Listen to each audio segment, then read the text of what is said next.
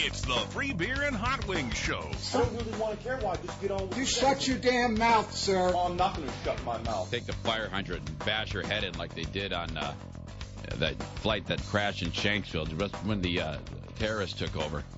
Yes. That was a long way to get there. That was almost Lord of the Rings place right there. A little bit, and it's an extinguisher, not a fire hydrant. And now, here they are. Why would they shut down this library? The Free Beer and Hot Wings Show.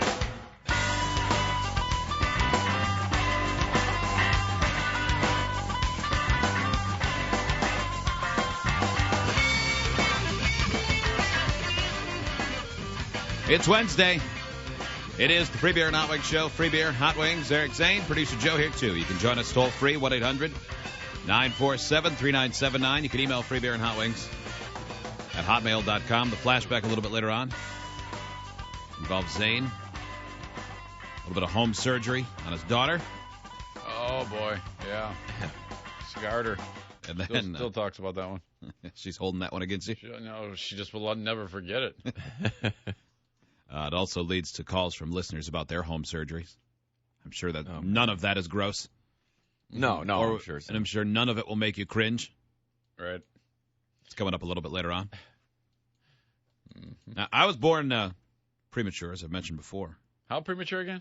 I was born at 6.5 months. Oh, yeah. 3 pounds, 2 ounces. How long before you went home? Like after you were... I was born in June and went home in August. Wow. Oh, wow. That was some tense times back then, man. It wasn't a guarantee you were going home. They just throw you in an incubator and say, all right, good luck. Yeah. Dad apparently could hold me in one hand. Really? Like you'd hold if you put about the size of a sponge. Boy, that's crazy. Not like a kitchen sponge, but like a bigger, more traditional one. The kind you wash your car with. Yeah. Well, this story of a little girl in England at the age of 16 months, this child now, still only weighs 17 pounds. Born premature at 3 pounds, 11 ounces. Wow. It's in the news because this little girl is consuming, according to doctor recommendations, 3,000 calories a day. What? Which is That's more than 500 more than is recommended for most adult men. Yeah, I mean, that's a lot. Pediatric dietitian says that she needs to eat 3 full meals a day as well as, quote, fatty snacks. This is in England, so listen to the typical diet. That typically includes porridge, clotted cream. Porridge. Clotted cream? What is that? The fact that's a menu item. That sounds awful. Mommy, I would like the clotted cream, please. Yeah, I don't want to eat anything that has the word clot in it. What makes up porridge? Yeah. I don't know. I always just thought it was like an oatmeal kind of cream of wheat. That's what I always thought of. It might be ground up liver. Yeah, I mean, I have no idea. God, they eat some disgusting things. So porridge, clotted cream. Toast with chocolate spread, frosting, followed by mid-morning snacks such as avocado and hummus. Lunch consists of high-fat roasted meats like duck, lamb, or pork, mashed potatoes with added cream. Everybody's getting hungry. Roasted vegetables in olive oil, and chocolate desserts and bananas. For this little kid. The toddler also eats bagel spread and full-fat cheese, chocolate fingers to keep her going through the afternoon. Tuna, mashed potatoes with butter and baked beans for dinner, rice pudding, clotted cream in the evening, followed by a bedtime snack of porridge and clotted cream and custard. Oh, God, they love clotted cream. Look it up. I got to know what clotted cream is. I do, too. That's what I'm like, okay, now I have to know. You got to find out what clotted cream is all about, because to me it sounds like blood and tissue. Yeah. All right, let's see. It couldn't sound grosser. Here's your menstruation bowl. Here's a good bowl of uterine tissue. Eat your period, Governor.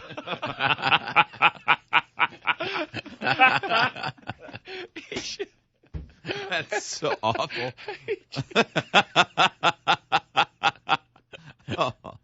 Well, a good thing we didn't wait for home surgery to make someone barf on their pants. No, that was too funny to be barfy.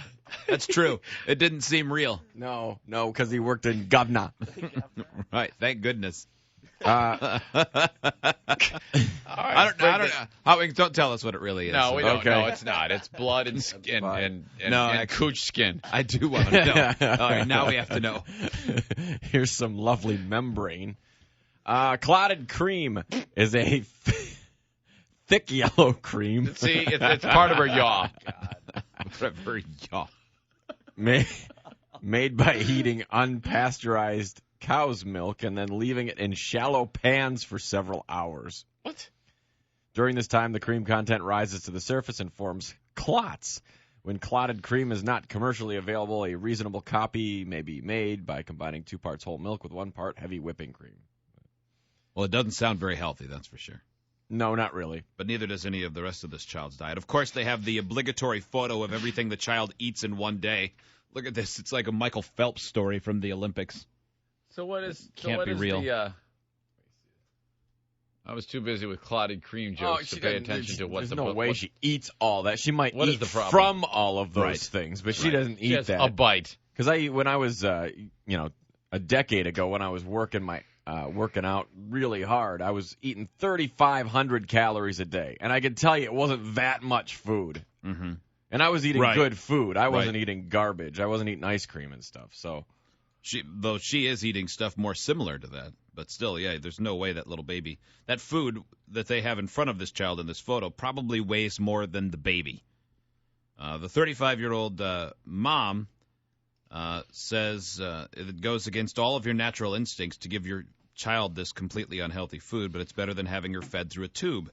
The dietitian monitors everything and has told us there won't be any bad effects in the long term as she'll eat healthy food when she's older.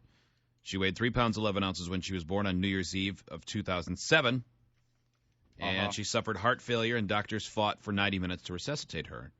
Then in her first month, she suffered a brain hemorrhage, 2 bleeds in her brain, chronic lung disease, an open heart duct, life-threatening blood pressure, and an immature gut, which means she cannot digest milk. Other than that, how was she? Doing great. She began to struggle to ensure Agatha gained enough weight so she could grow properly and overcome her illnesses. Oh, they named her Agatha? Yeah. Barf. Agatha needs food with high fat and protein content to help her grow. That's all it is. They say that she needs that much just to grow. I've never heard of such a thing before. No. That's crazy. Must be something to it. I can tell you, somebody named Agatha, though, will never give up eating clotted cream. You think that's so? Right. She's going to sit in the house with, she probably won't see the sun for months at a time. It's slippery. When she's 16 years old.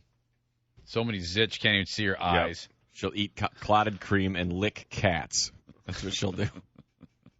And then we'll see her on, Britain's Got Talent in 25 years, singing like a songbird.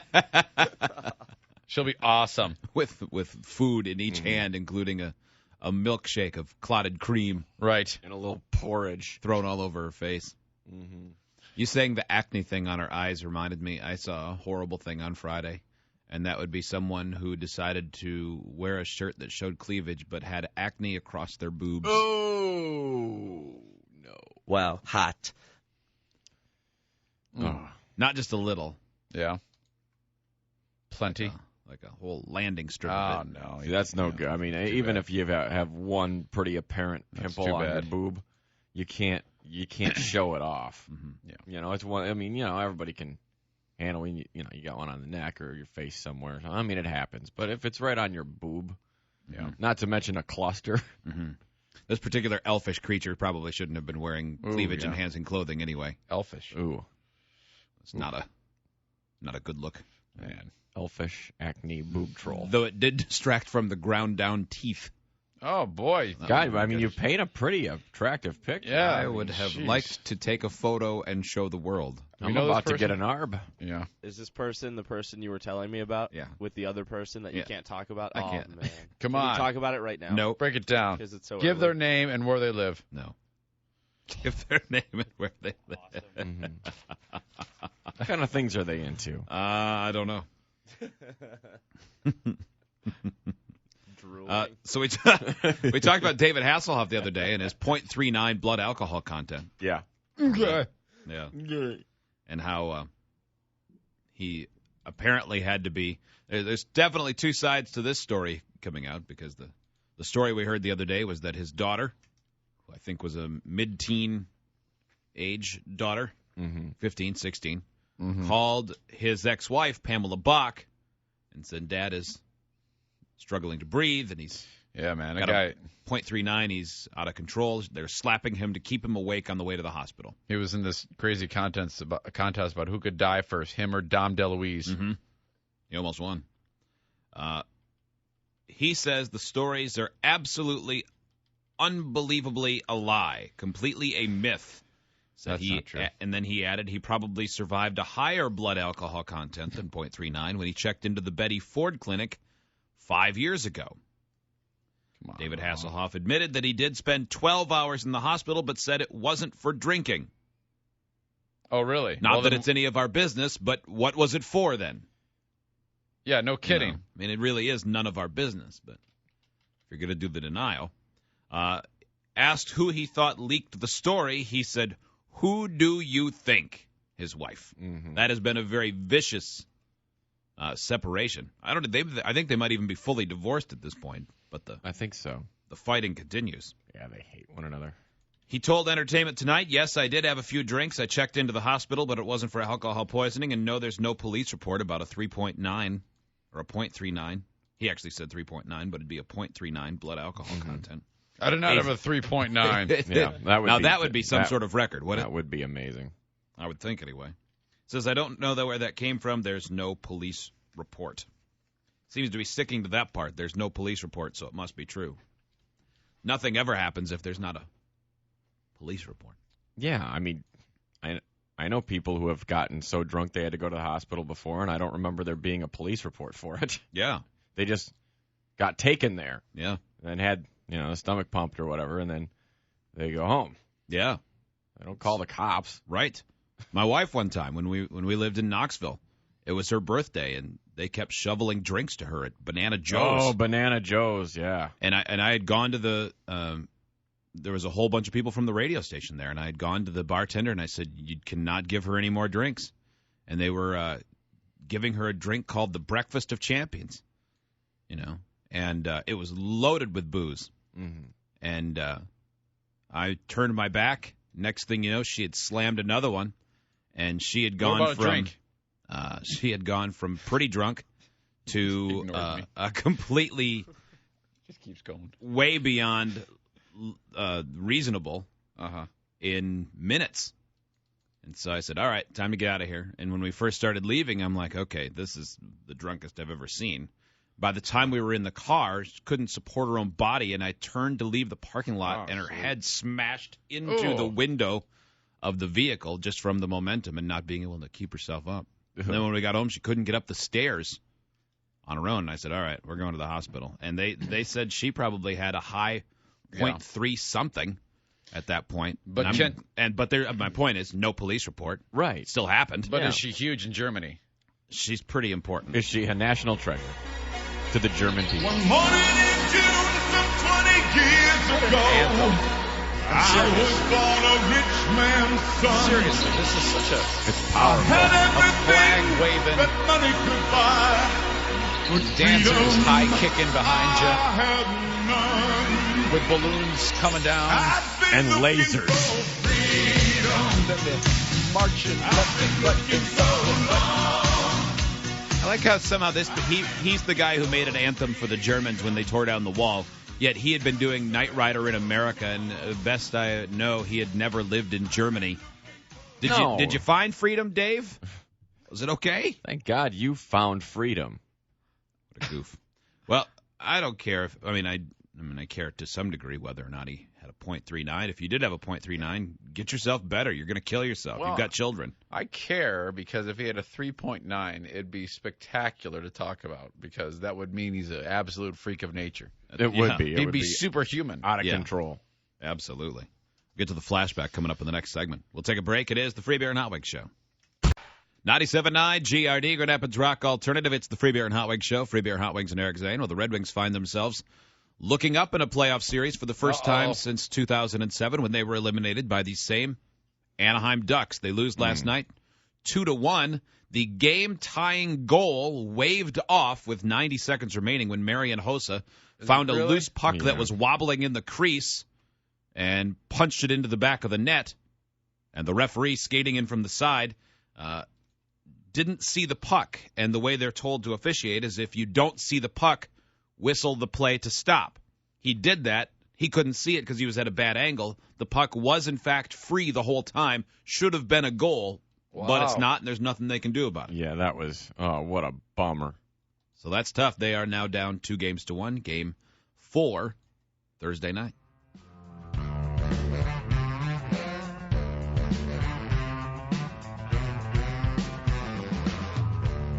And now back to the Free Beer and Hot Wings Show. That white man made a terrible mistake. Online at freebeerandhotwings.com. Flashback today. Zane's surgery on his daughter, so to speak. No need to do show prep when all I have to do is let the stories unfold. And this is a segment that is going to require the audience, if they have stories, all right, just keep that in mind because we're going to need you. And I know there's a bunch of great stories about where your dad or you had to do, I can fix whatever's ailing you because I'm a part-time surgeon. You know, I'm dad. I can do anything. And then they come walking towards you with implements of destruction to fix whatever ails you. And that's what my daughter had to experience, 12 years old. Yeah. And, wait a minute, 11 years old. I'm sound asleep, and my wife wakes me up. We've got a problem. What is it? Jackie is in the front yard screaming. Bloody murder. She stubbed her toe, and it looks weird under her toenail. Okay, so right away I go, okay, it's probably she dropped something on it, and there's some type of hematoma, like where the blood goes underneath the nail. Yeah. And right away, I'm already formulating my plan of attack because I've had to. When I was in college, I dropped the weight during 10 training on my big toe, and I couldn't walk on it. It hurt so bad. And it was just a teeny tiny little cut under the nail, and then the blood, it's pressure. It pools. There's nowhere crazy. for it to go. And sure. it's pressure like you wouldn't believe. And so someone suggested, I thought it was busted. Someone suggested heating up a pin red hot and just touching the nail. It goes right through and harmless. And then you pull it. It sounds awful, but then you pull it out and the blood gone, drains right out, and no more pain instantly. I go, well, I'm going to fix this, and I'm going to show them I so got this down.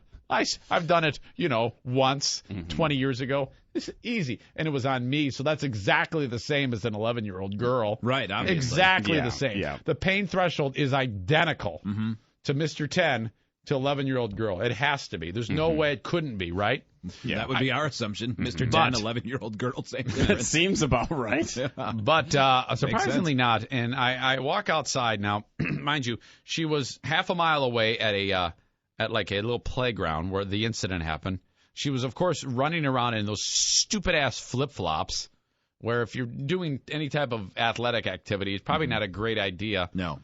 And she rode home on her bike crying. So she makes it all the way home, but apparently didn't have the strength to make it 10 more steps into the house where I wouldn't care if she was screaming. Right. No. She's right at the front of my house. It would have been less obvious if she had a helicopter with a giant sign with an arrow pointing down. It's a screaming child in pain here.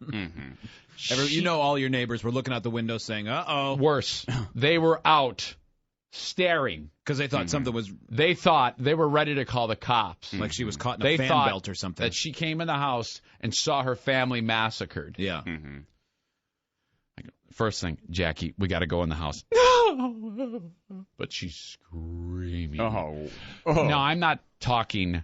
I'm upset and talking. Inconsolable, out of control, burning your throat from screaming Logic at has the been top of her lungs. Logic is dismissed for the day. Okay, so this is, I just tripped over a tree root. I'm about to get killed by a mass murderer in a horror film screaming. Yeah. Absolutely. There's no way a human being could scream more than what she was doing. It's not possible because you can only force so much air through your lungs out your throat. The only time there was silence was when she had to go, and that's it. And then it was over the top. I can't.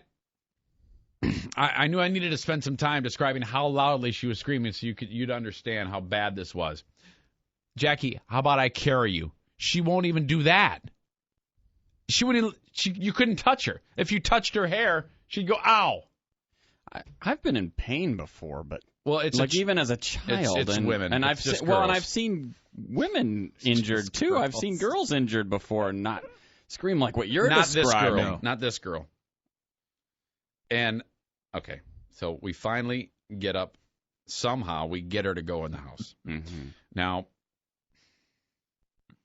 I'm serious. It was like Charlie jammed punji sticks into her feet in Nam.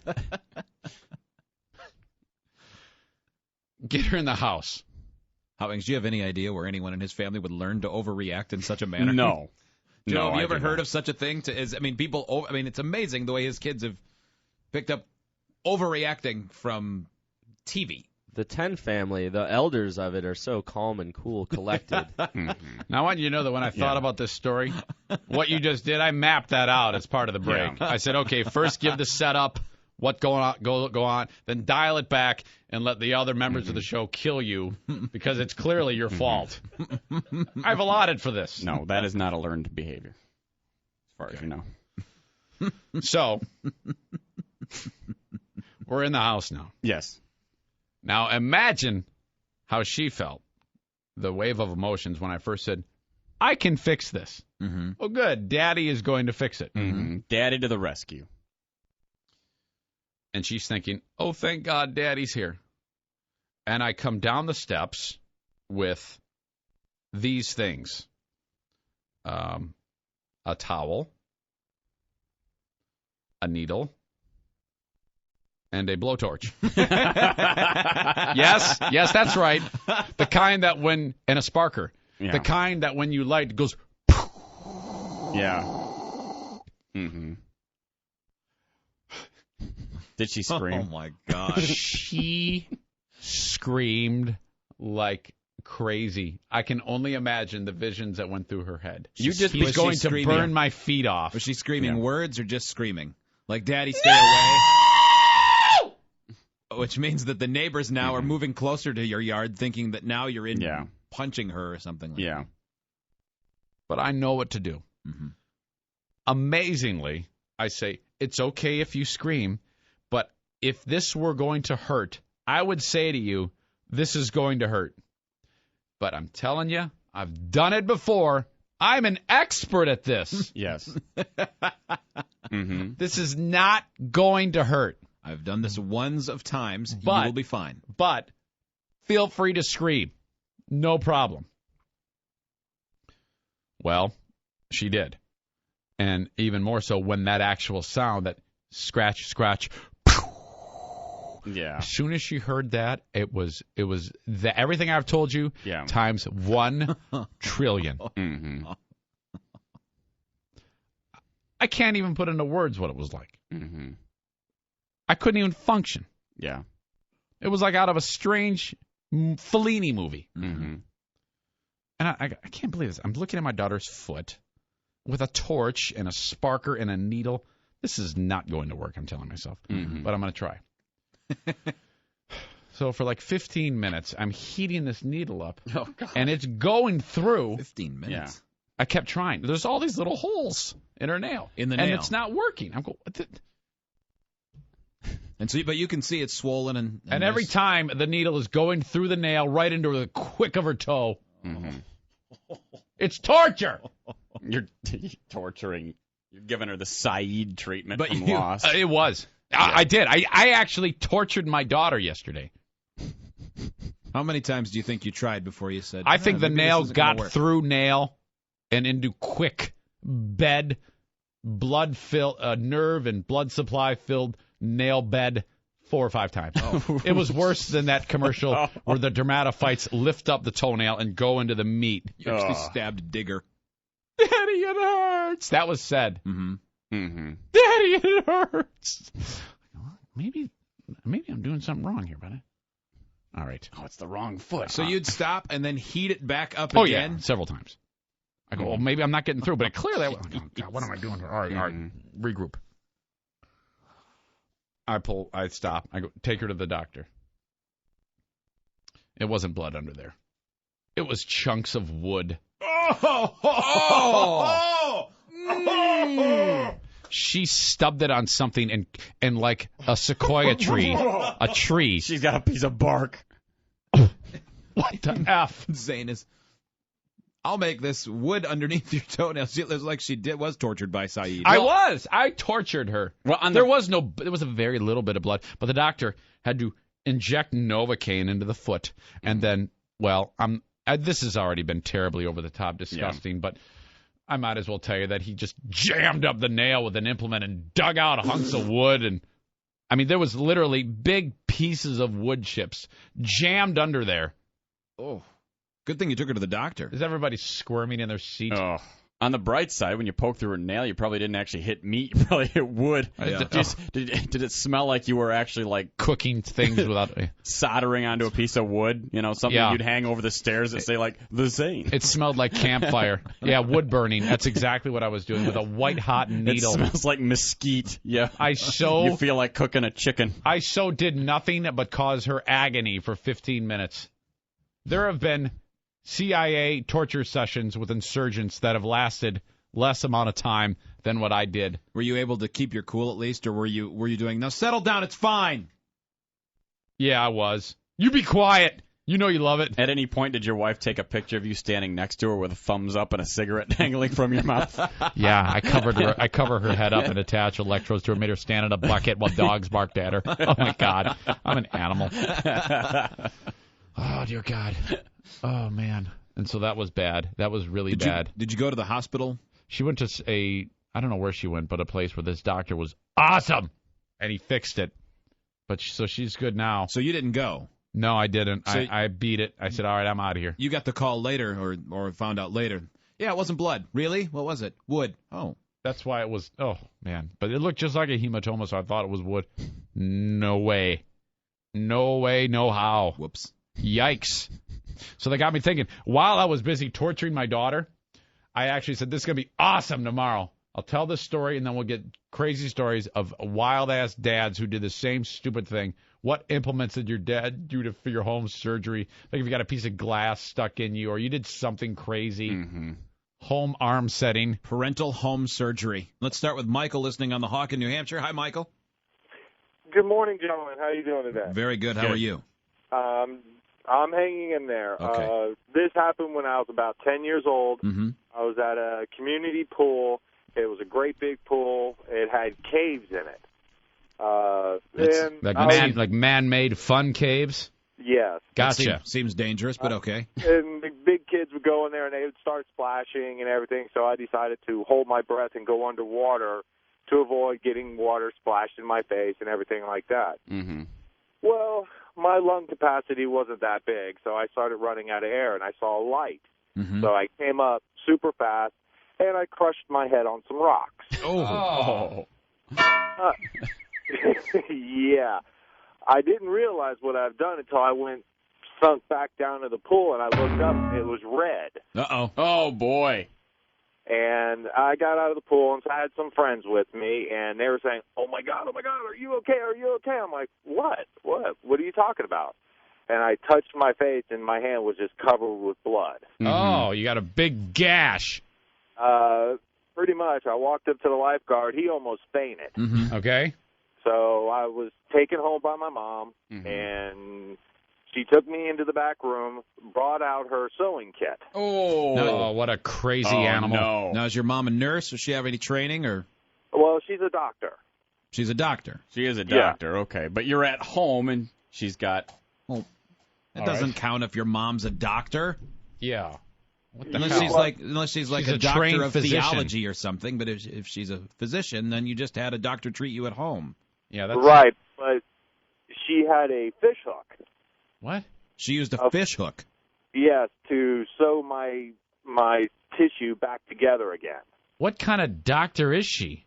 Like Dr. Frankenstein? Like Mengele? What an animal. What? You said she had a sewing kit, but she decided to use a fish hook instead of a needle. Yeah, because you needed the hook to hook through the skin and pull it up and tight. So you could, to sew the two slabs of skin together. Okay, that qualifies. Could you feel that at all? Oh, she asked me one time, yell when it hurts. She poked me with it, and that hurts. Oh, so she put in 6 stitches in my head. Did she try to tough talk you? Whenever you winced? Now shut up! It's not that bad. Shut that up right now. No, she didn't try to tough talk me. I did not flinch. I knew better not to mess around with Mom with a needle in my head. Yeah. A fish hook, for goodness sakes. Thank you, Michael. Oh, man. Bye. I don't ever want a fish hook jammed in me on purpose. Or by accident, for that matter. All right, Eric in West Michigan. Hi, Eric. Hey, guys. How's it going? What do you say? When I was about 11 years old, me and my family took a trip to Minnesota. Okay. And I was young, and me and my brother were hitting these leaves hanging off of these branches from these pear trees. Yeah. And unknown to me, pear trees have huge thorns on them. Yeah. They do. What's that? That doesn't sound like a pear tree to me. Maybe a locust tree has big thorns, but nonetheless. But nevertheless, let's not get caught up on the tree with large thorns on the tree science. You got a thorn in your finger. Mm-hmm. Yeah. Details are hindering the momentum. This story could have here. started at when I was 11. I got a thorn in my finger. I think listeners maybe need a little refresher course on storytelling. Skip boring ass details and get to the meat. Okay, I jumped up, hit the tree, thorn went in my finger. Okay. Well, the thorn was just sticking out a little bit, so it kind of appeared to be just a sliver. Yeah, it's pretty. So deep. my dad got the great idea that he would try to just pull this thing out because he didn't know it was going completely through my finger. Mm-hmm. And so first he just tried using his bare fingers, and when this didn't work, he busted out his old jackknife. Oh, and he dug the meat. He tried pulling it out at first, and when it wouldn't pull out, he tried to carve away a little bit. Oh, yeah. Awesome. Carve away. Oh, you can't carve. There's no carving. No. He carved. Oh. Was there any knife twisting? No, not so much. Do you have a crazy deformed thumb now? Like it looks like there's a like a divot? No, not surprisingly. I don't have a big scar from it, but it's yeah, but you can definitely see where. But there's the emotional scars. So that sucker went all the way through, huh? And he tried to dig it out with a pocket knife. Oof. Yeah, you couldn't really see the end too well because it was just a little point sticking out the end. Yeah. And then the best part about it is in his process of trying to get the thorn out, he ended up breaking off part of it. Ooh. And so it was buried down further in my finger. So when that happened, we decided we might want to go to the emergency room. So after all of Dad's digging, you still had to go to the hospital. Yep. And you were just more damaged. Yeah. Then the doc has to look at it, and he's all mortified. Thank you. Yeah. Yep. 1-800-947-3979. This is the one that made me cringe worst of all here. This is Josh. Hi, Josh. Hi, how you guys doing? Very good, buddy. Okay, so whenever I was about, I'd say 8 years old or so, it's been a while, I was helping out my dad in the garage, and my dad got the great idea that I was strong enough that I could pick up the tire and load it up on the axle. And so we were changing the tire, and so here I am, and I'm a weakling as it is, and still am. But anyways, I'm trying to lift this thing up, and I get it right above the axle, and I'm holding the metal part of the tire, and I just can't hold the weight anymore. My dad's doing who knows what. And I end up letting the whole tire drop down, and so my ring finger on my left hand just gets totally smashed between the tire and the axle. Fast forward about 2 or 3 weeks, and my fingernail is completely black and green and blue and all sorts of colors. You should put it in your mouth. Oh, yes, great. And then it starts to crack all the way down on the side until there's about 1/8 of an inch left attached at the bottom of my fingernail. It's just hanging in there. Oh, yeah. It's rotting. Yeah. Oh, it's falling off with disease. Yeah. Yeah. And so, I'm trying to figure out what in the world I need to do with this because it's killing me. All my classmates are gagging at me every day. You actually stink like death. It was gross. It's all septic. And but anyways, Dad got the great idea that it needed to go, and instead of getting some sort of cutting utensil to cut off that last little bit, grabbed a pair of pliers and proceeded to twist and rip the whole thing off while it was still attached. Did it sound like this? Yeah, this is.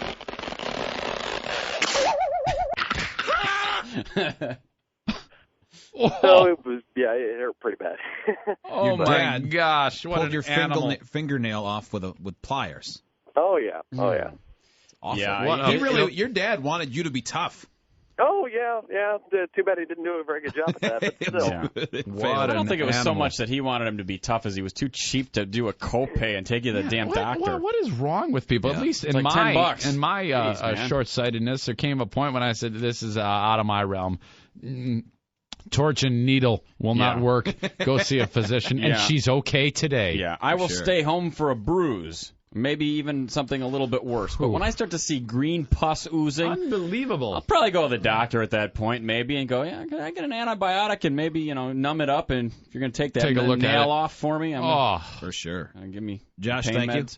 you. Well done. Yeah, it's never a good sign if your dad comes at you with pliers. That's just that's time where you turn tail and you find somebody else to help you. The worst I ever got was taking the jackknife and digging out the sliver.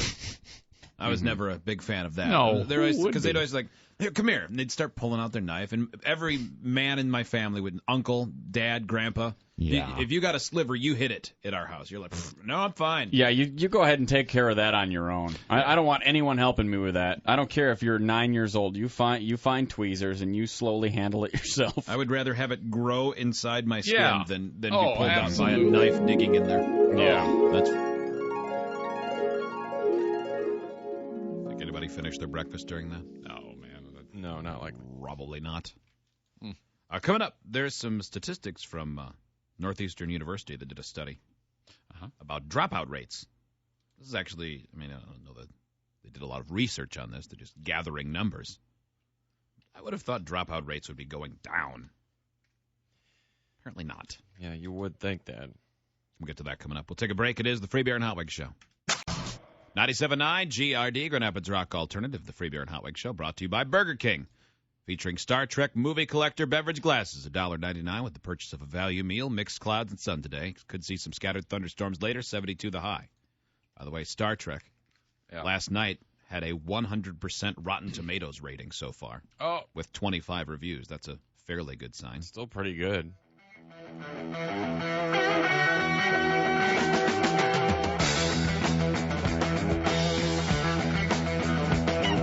And now back to the Free Beer and Hot Wings Show. Welcome, the Cinco de Cuatro.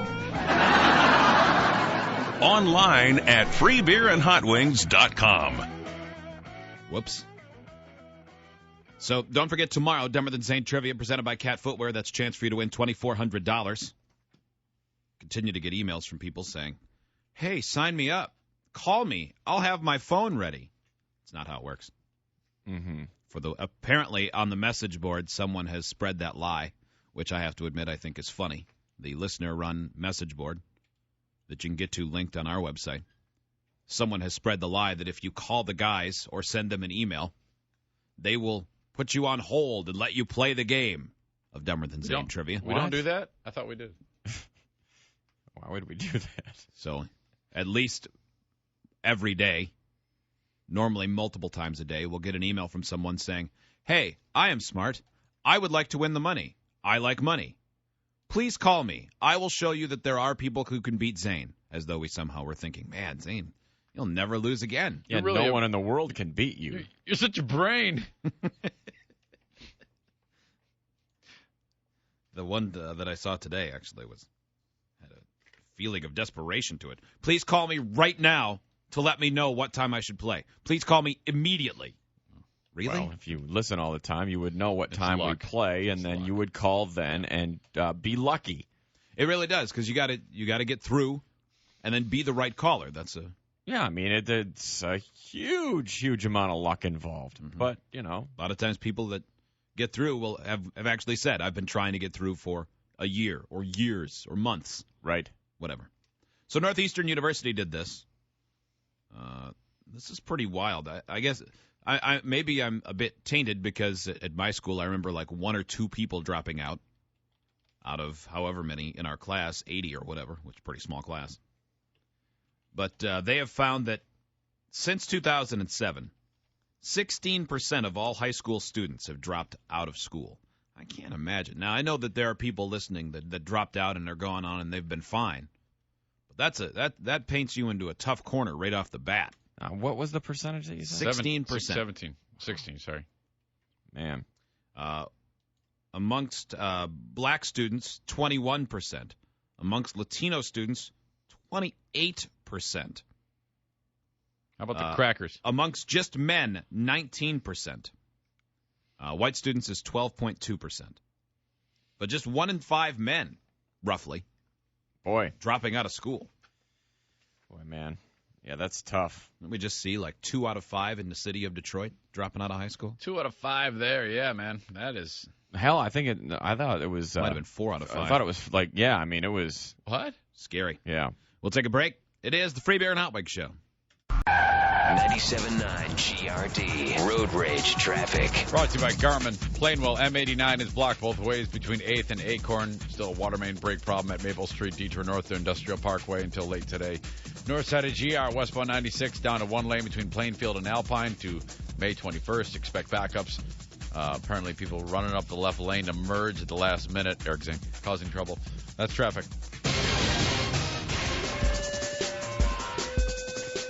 Good morning, 5:59. Time for your Free Beer and Hot Wings news update. Mix of sun and clouds this morning, then some scattered thunderstorms developing this afternoon with a high of 72. It's 51 now. I'm Hot Wings. And Scott Niedermayer's second period power play tally turned out to be the difference as the Ducks edged the Red Wings 2-1 in Game 3 of their Western Conference semifinal matchup. Teemu Selanne also scored for Anaheim, which took a 2-1 lead now in the best-of-7 series. Jonas Hiller denied 45 of the 46 shots he faced in the win. Henrik Zetterberg scored Detroit's lone goal with the man advantage in the final, but, boy, man, they were right on the cusp. Marian Hossa scoring a goal with about 90 seconds left. Unfortunately, just as his stick touched the puck to edge it in, the whistle blew because the ref couldn't see the puck.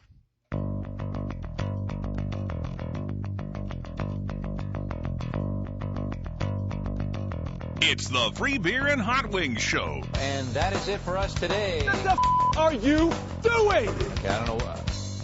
Whatever it is, it's not right on the teleprompter. I don't know what that is. I've never seen that. Sake, man, you're amateur. Okay, but... Are you professional or not? Yeah, I can't read it. There's no words on it. It's the second time that he doesn't give a about what is going on in front of the camera. There's no words there. To play us out. What does that mean? To play us out. 1-800-947-3979. I can't do it. Kick your We'll do it live. You don't shut up for a second, all right? No. We'll do it live. No. Do it live. No. I'll write it and we'll do it live. Let's go again. Thing sucks. Why are you trashing my scene? Fine. And rip that. No, shut the up, Bruce. And now, here they are, the Free Beer and Hot Wings Show. Oh, good for you.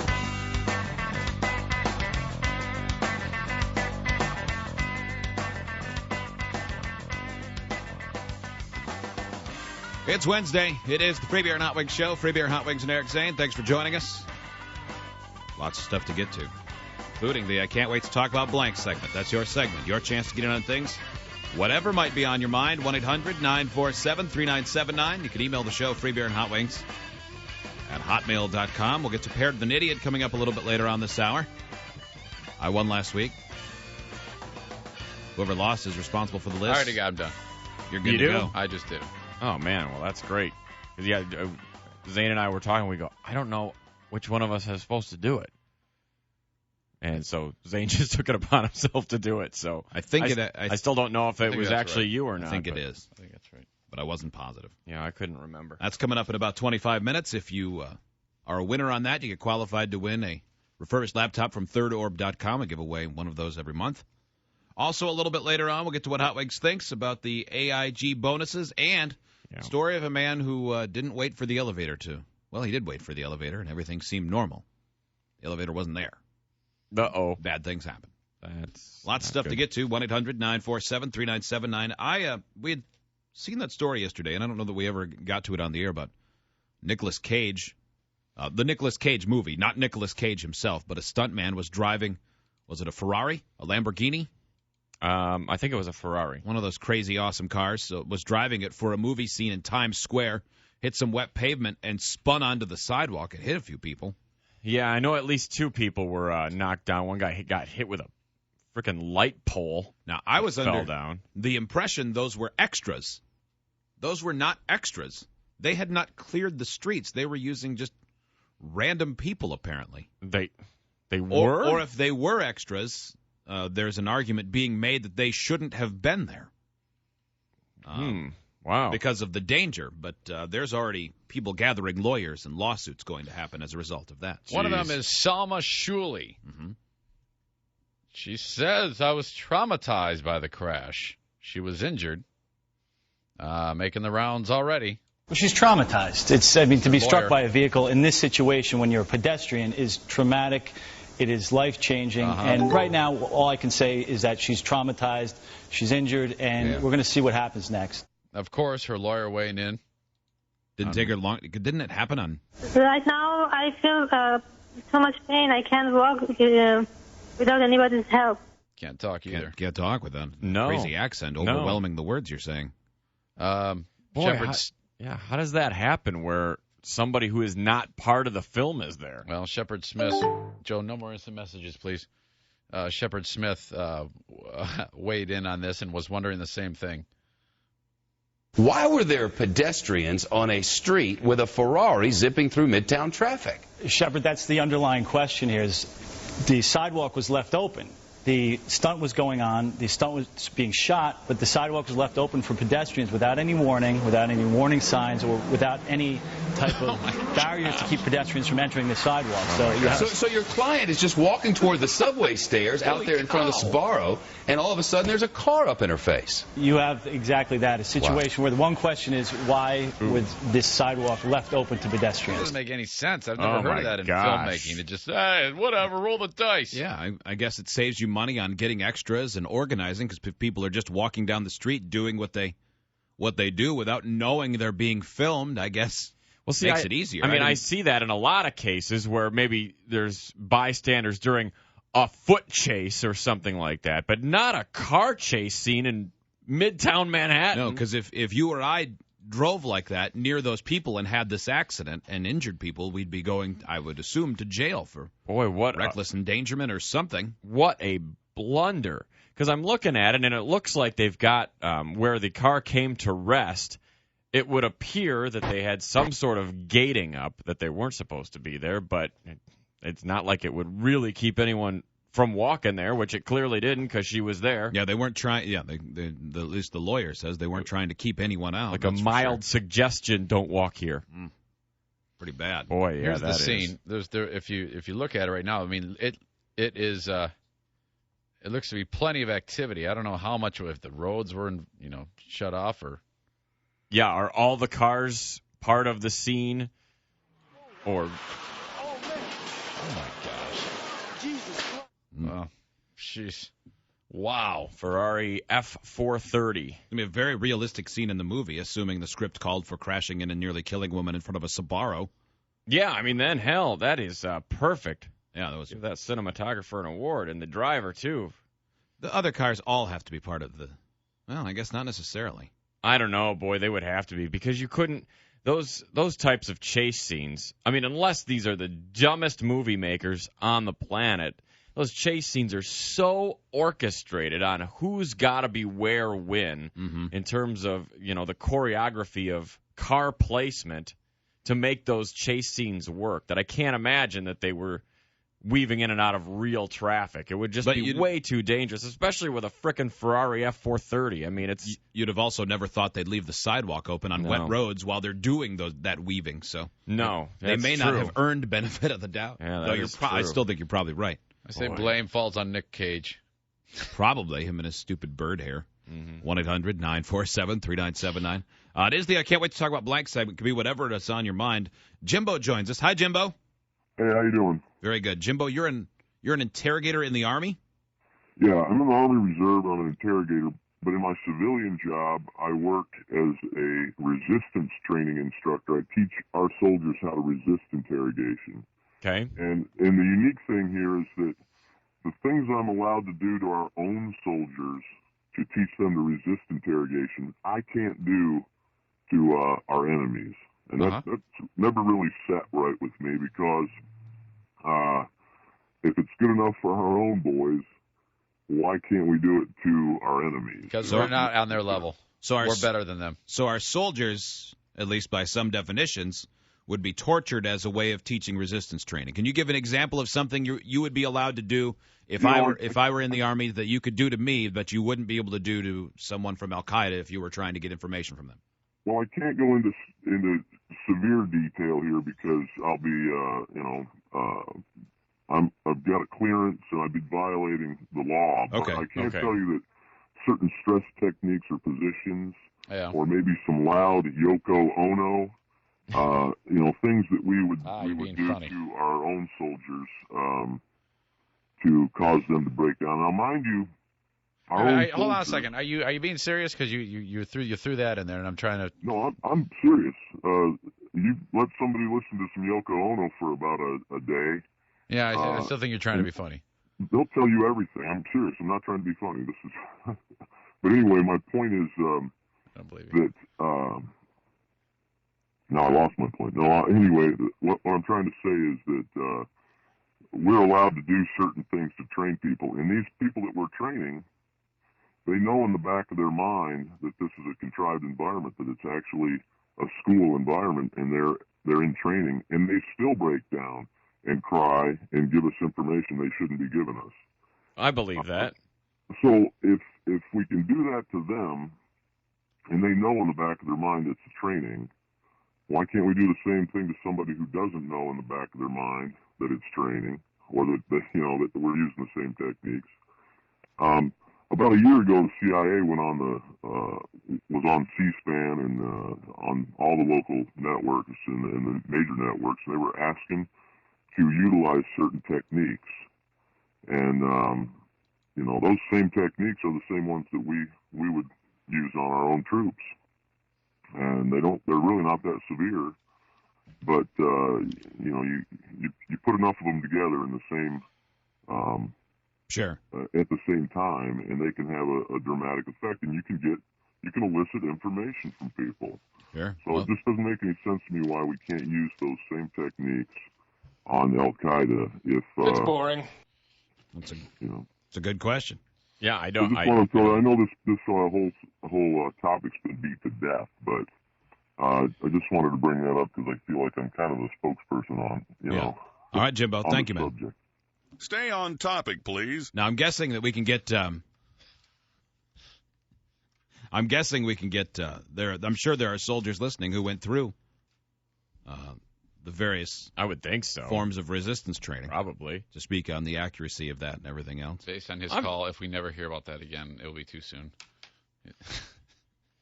Yes. Well, it was hampered slightly with slow delivery and lowered voice. Yeah.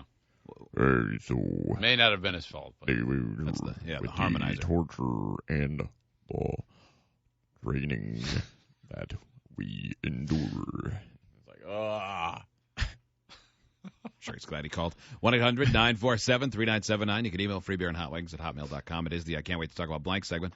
I don't know exactly how likely it is, but it sure seems like Brett Favre is going to be a Minnesota Viking. He is. You believe that? He is. From the time that he was released by the Jets, and he said, I can't say right now that I'm ever going to play again, and didn't say I am retired permanently. It seemed like it was a guaranteed thing that it was going to happen, and now he's having a meeting with the Vikings management, including their head coach, Brad Childress, this week. It wouldn't matter if he did say he was retiring. He's the boy who cried wolf and won't go away now. I mean, he said he was retiring before. Here's the Sports Center report on that. Brett Favre is scheduled to meet with Minnesota Vikings coach Brad Childress about a possible comeback. Ed saying Favre and Childress will meet at an undisclosed location later in the week. is Chris Mortensen. Well, Brad Childress said to the media very recently that the Vikings would assess Brett Favre's situation. They would discuss it. And I think this meeting is a big step forward in the assessment. And they're certainly going to want to see where Brett's health is. Remember, he had a partially torn biceps muscle at the end of last season, did not have surgery. What's the healing like? How much can he commit to in terms of mini camps and organized team activities? And so I think there's a lot of information there that Brad Childress wants to gather. But certainly I've been told that Brett is certainly doing his research as well, and that there might be a situation where he almost has to be talked out of doing this as opposed to being talked into doing it. So I really believe if this meeting actually takes place, it's probably better than 50-50 that Brett could be playing with the Vikings this year. That is great. I think it's awesome. He is. Can you refer to it as a comeback? No. When I was going to mention the same thing. A guy just finished the whole regular season, and then he wants to play in the next regular season. That's not a comeback. Joe Namath would be a comeback at this point. Yeah, exactly. Brett Favre would be coming back. Yeah. He'd be playing for yet another consecutive football season. Exactly. Barry Sanders, that would be a comeback. You know. Otto Graham. That would be something. That would be. Bobby Lane. Rosie Greer. Christian Okoye. What a comeback. Any other dead football player you can think of. Yeah, it's not a comeback if you finish one season, then you're going to play the next one in a different town. That's not a comeback. For Brett, Mike Utley would be a comeback. Yes. That would be amazing. He's paralyzed. Would be a comeback. Brett Favre comes back with the Vikings. He better be good, because he's on the verge of being a complete and utter embarrassment to himself and his legacy. He was very good at the start of last year, and then he played with an injury for most of the second half of the season, and he lost a lot of velocity on the throws. So if he can be fixed, and if somehow he's healed, whatever you do to do that, well, geez. Jets were 8-3, and then missed the playoffs. Right. When they beat the Titans. Everybody was saying, "Well, geez, he could be going to the Super Bowl." Yep. And then the wheels fell off that pretty quickly. But as you said, he was playing injured, and when he loses velocity off his passes, and he's a guy who's known to force balls into tight spaces, well, it's a bad combination. But I think it'd be great, man. Tell you what, the Vikings, a lot of people feel like they're a quarterback away from being a legitimate Super Bowl contender. They have maybe the best running back in the NFL. They have a great offensive line, a pretty strong defense, a good receiver. And they have Sage Rosenfels and the other quarterback whose name I can't even remember right now. Tavarius Jackson. Farad. Is Farad still in the fold? I think Farad's gone. Oh, boy. Well, yeah, when they went to Farad last year, a guy kind of a journeyman. Which a lot of us, at least for me, you're like, what? That guy's still in the NFL? Well, they still did okay. Yeah. It wasn't awful. Yeah, but so we'll see. Yeah, this is interesting. I'd like to see him play for every team in the league, at least for one season. Yeah, he needs to find a new way to have a legacy, because his original one got a little bit sullied when he said he was going away, and he came back, and it was all weird. Yeah, it was now weird. his new thing could be to play one season for at least 10 more teams. He has to play until he's 50. Yeah. And then, then he'll have like something new that will be remarkable about him. Or one game for each team. Yeah. So game 1, he'll play with the Vikes, and then game 2, he'll play with the Lions. But after each week, he has to announce his retirement. Sad to say that this is my final game with the Minnesota Vikings in the NFL. I hope they release me. And then they release him, and I'm coming out of retirement. I'm going to play for the Dallas Cowboys. I think that would be awesome. He could do that 2 years consecutively, one in each conference, cover his bases on all the teams. That'd be it. And what a way to go. I remember his retirement's even caused us some confusion on this show, because there was his last year with Green Bay. We were talking about him on, let's say Monday. And then Joe pulled some audio and said, "Oh, yeah, listen, he broke down." Sent it into us on the fly. They had just lost in the conference championships to the Giants. And somehow the audio we had was from the previous year, when they had lost in the final regular season game, missing the playoffs against the Chicago Bears. And so then, but we didn't know. No. So then when he said, the Bears have a good football team, and we went, oh, geez, he really is emotional. He said Bears, and he meant Giants. And we're making fun of him, and then finally a listener, of course, points it out to us that you have wrong audio. And we're like, what? No way, man. Pretty classy on our part. This is Chad listening to the Carp in Eau Claire. Hi, Chad. Hey, how's it going? Good, man. Are you're a Viking fan living in Wisconsin? I am a Viking fan, one of the few. What do you think? Do you want Brett Favre as your trigger man? I do. I want him there, and I guess I don't even care if the Vikings win any games. I just want to buy a jersey with Favre on it from the Vikings, so I can show all the Packer fans they don't know what they're talking about. Because it would drive Packer fans crazy to see the huge rival with their quarterback, their franchise guy.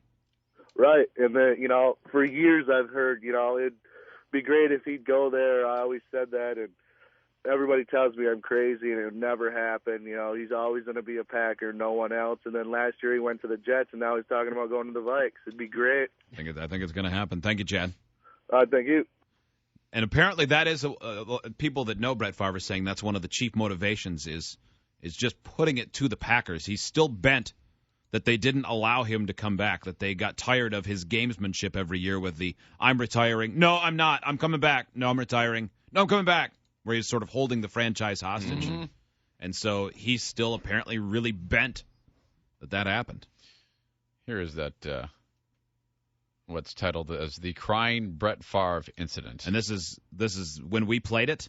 Joe? Or is this just the audio of... Yeah, if that's just the audio, or is it us realizing... We have, I have either one. One is 3 minutes, one is 7 minutes. The one that's 7 minutes, obviously, is us playing it where we're making fun of him. Oh, really? And then realize what's going on. Well, if we're gonna play one, we need to play the one where we screw up. Otherwise, we're just making the same mistake again, and I don't have any interest in that. No, we don't want to do that.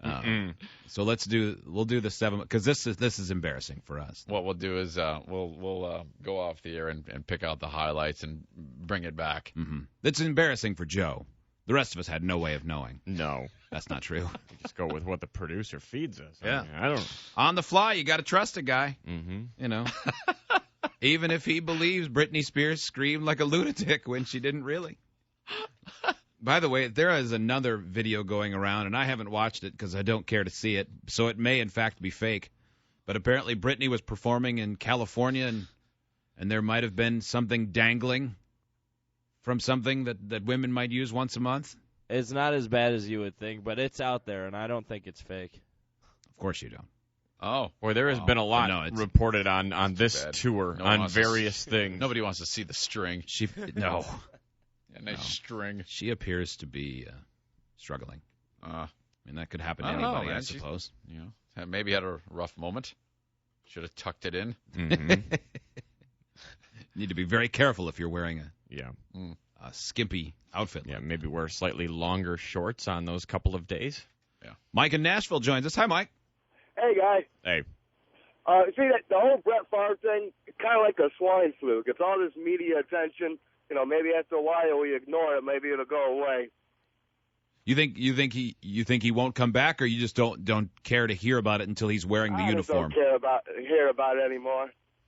I think a lot of people are tired of his crying wolf, Brett Favre, and every year's different story. The soap opera of him saying, "Well, I might play. If someone wants me, I'll play." It has gotten kind of old. I don't think he went out of his. I don't think he said that. I think he said just one thing when he said, "I might not be done," and then. Well, but I think when he finished with the Jets and he says, "I'm done." Well, they didn't want him to, and he retires and stuff like that. But did he say, "I am finished"? It's my impression he walked away from the Jets and said, if I'm playing for the Jets, opposite. I'm done. I thought they just didn't want him back because it got a little sour at the end there for him. There. Sure did. Yeah, sure maybe. did. I think he's a drama queen. Yeah, I do too. I mean, really, the way that he operates those last couple of years with the Packers, and nope, this is it. And then around June, well, I'm kind of bored.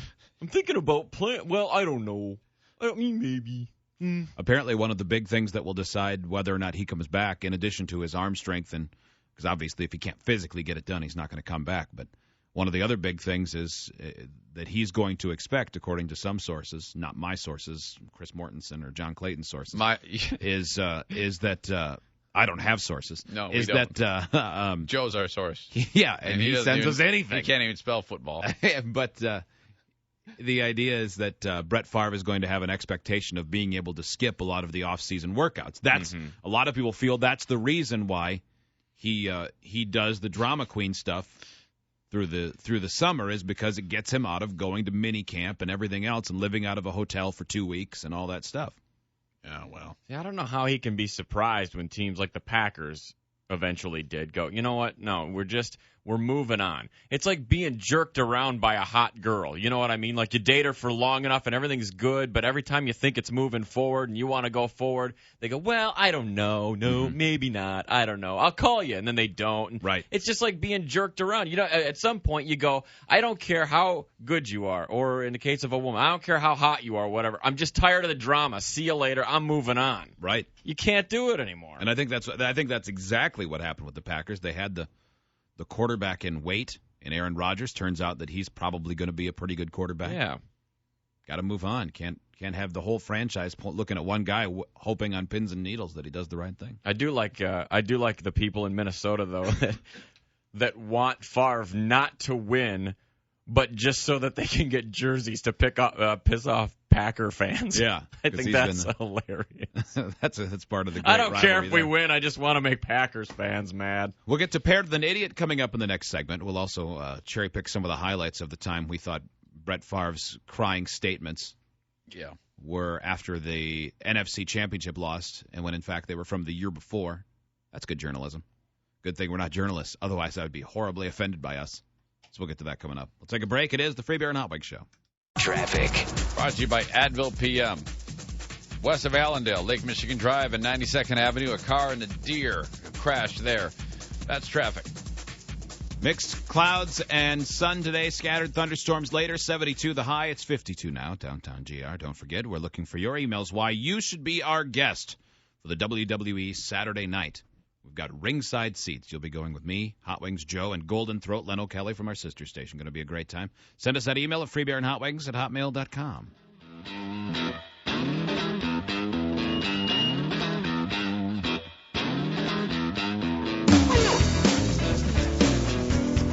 And now back to the Free Beer and Hot Wings Show. Anybody who still teaches dodgeball in today's day and age ought to be fired. Online at freebeerandhotwings.com. 1 hour from now, a story about a young child whose dying wish was not something you would expect a 6-year-old to wish for. We're going to also see what your dying wish might be. Mm-hmm. If you have one. You ever thought about that?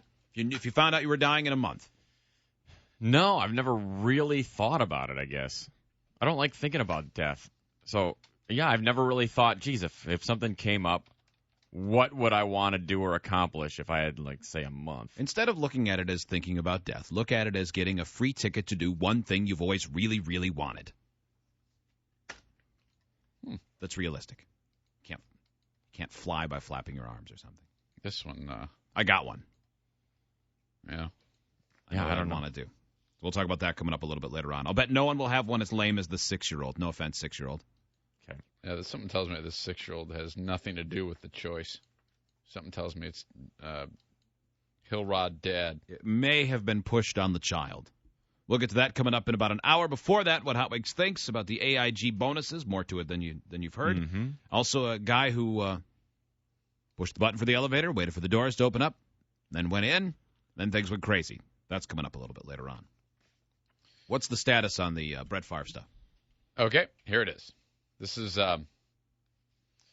it's the highlights, Joe, of us playing the crying Brett Favre incident, and then the reveal that we have the wrong audio. Actually, this is not the reveal. I cut all that out to shorten it. This is just 151, and it's us mocking it, and then you hear at the end us going, what is he talking about? He means the Vikings, right? Okay, so for people just tuning in, this is us looking back, inspired by the conversation that Brett Favre may, in fact, be signing with the Vikings. We'll find out later this week, probably.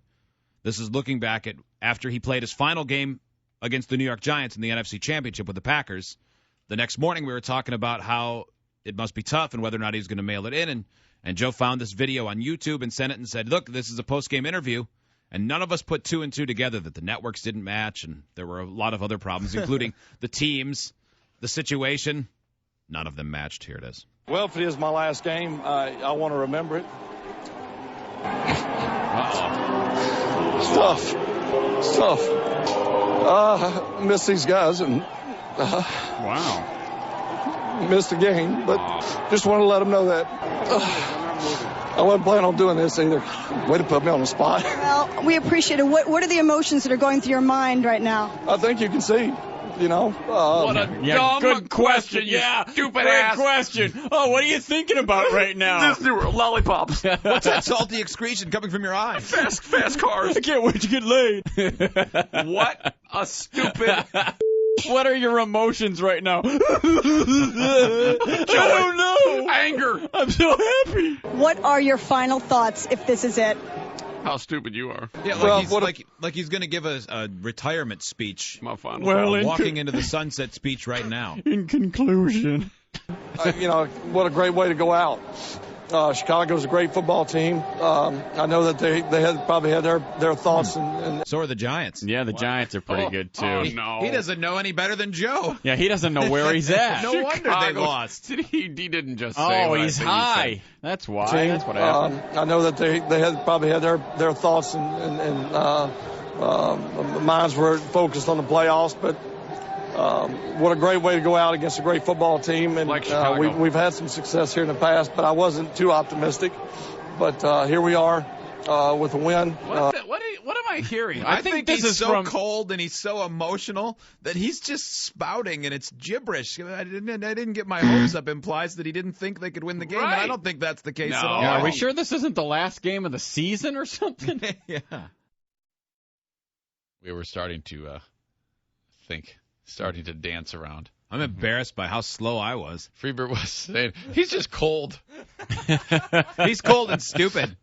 Because I started to talk about it. I started to say, I think this is from, and then Freebird took it, and then Hot Wings said, maybe this is from a different game. Freebird's like, he's got the Jeepers Creepers. What an idiot I am. Really grade A. The Jeepers Creepers. 1-800-947-3979. You can email Freebeer and Hot Wings at hotmail.com. It's time to play a little Pair of the Idiot. Okay. Our contestants, whoever wins, one of them will win, will get qualified to win the refurbished laptop from our friends at thirdorb.com. Jason in Grand Rapids joins us. Hi, Jason. How are you? I'm good. Let me turn that off. Josh in Nashville. Hi, Josh. How's it going? Good. Great, man. So Jason and Josh will be our contestants. This game very similar to $25,000 Pyramid. Zay lost last week. He has created the lists. Mm-hmm. All right. I need names again. I was busy writing a last-second addition to my list. Jason and Josh. Pardon me. Who got in first? Jason. Jason, who do you want on your team? Freebeer. Okay. Josh, choose the lists. 1 or 2? I'm going to go with 2. Okay.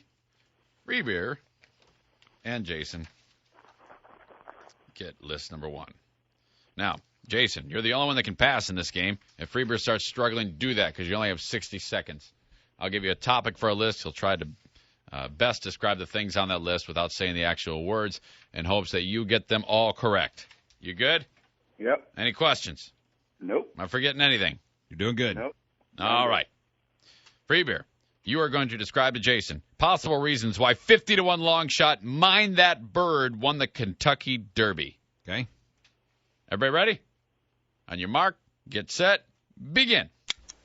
All right, Jason, this is something that David Copperfield is an expert in. Magic. Mm-hmm. Yes. This is something you snort through your nose.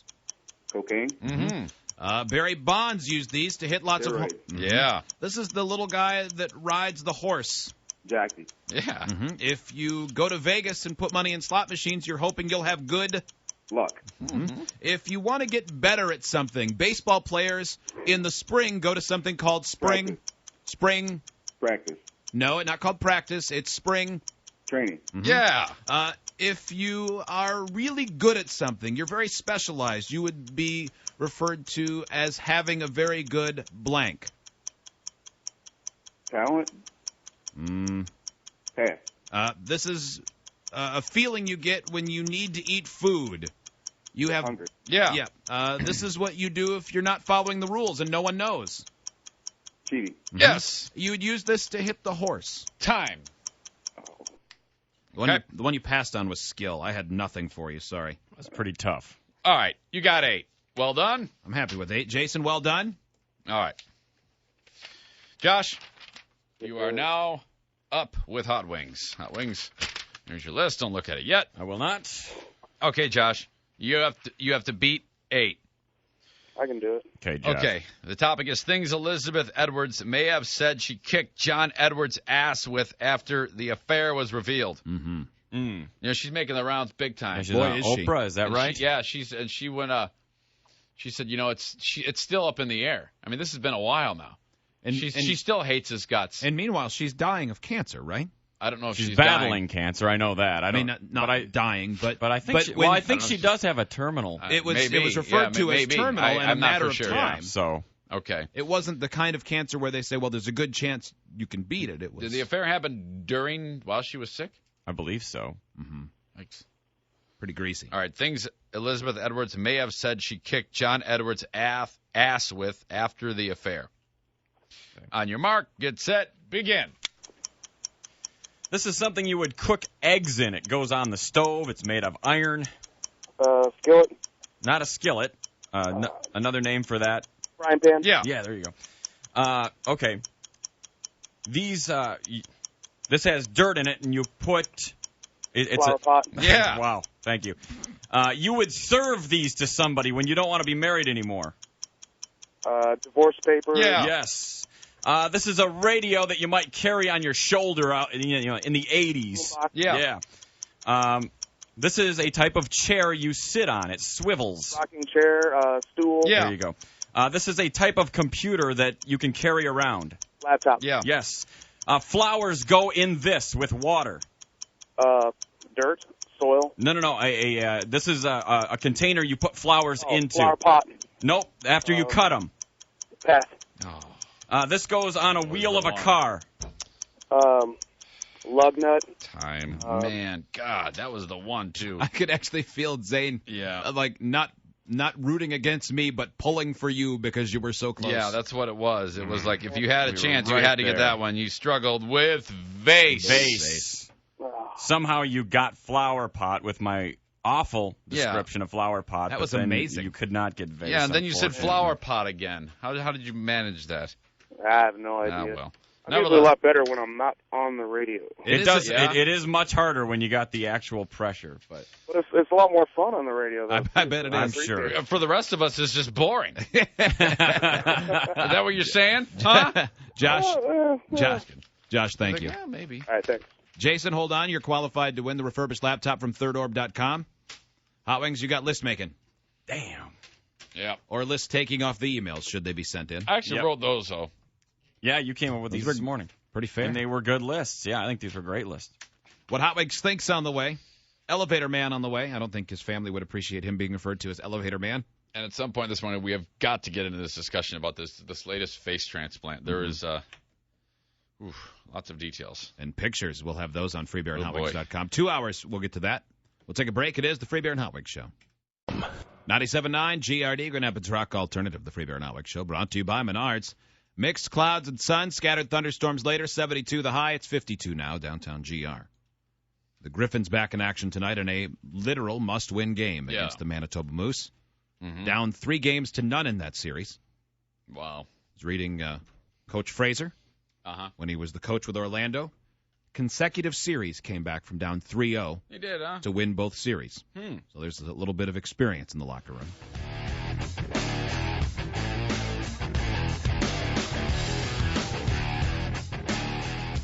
And now back to the Free Beer and Hot Wings Show. Come after me! I'm a man! I'm 40! Call them anytime at 1-800-947-3979. Coming up just after the top of the hour, a prison guard finds out why just because parents say it's okay to do something to a child doesn't mean that you really should go ahead and do it. You might be responsible for some common sense on your own. Is this like in juvie? No, I believe it's during a tour. Oh, okay, I got you. He was going to do a little showing off, apparently. All right. Or at the very least, a little show and tell. Okay. Oh, no. Get to that story. And then also we'll tell you about the 6-year-old in Florida whose dying wish either was granted or is going to be granted. Well, I guarantee it's granted. It's not like the person involved has anything going on. That's probably true. Mm-hmm. And we'll see what your dying wish would be. Not that we have the ability to make it happen. Not doing that. Right. Wish we could. If we could, we'd probably try to help you. But just the idea, if you had one, because I don't think most people would, no offense to the person involved in the dying wish here, but I don't think it's what most people would have chosen. Oh, my God. A little unusual. That's a fact, particularly for a 6-year-old child. Yeah. This story, well, you'll see, not the best. On Thursday of last week, 67-year-old Sheldon Scott got up, left his apartment to go to the bank in the Bronx, where he lives. Sheldon never came home, so his wife called police to report him missing. A search was done. Apparently, Sheldon pressed the button to get into the elevator in his apartment building, and when the doors opened, he walked in. The elevator was not there. Dinged. Doors open. Not a very good system. And now he's dead.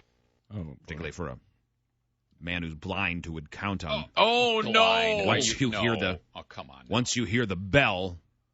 Time to go.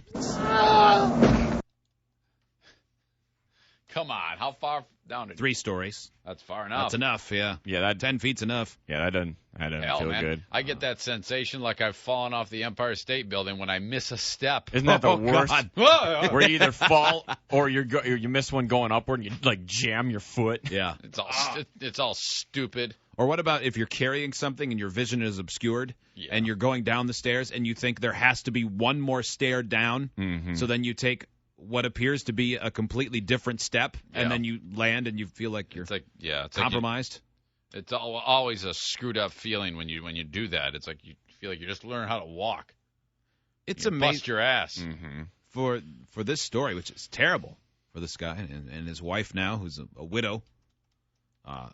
She'll probably sue the building, but that's not going to bring her husband back. No. But it's amazing. Stuff like this doesn't happen. I mean, not that elevators doors often open and people aren't there, but because blind people are so busy, or they so rely on hearing.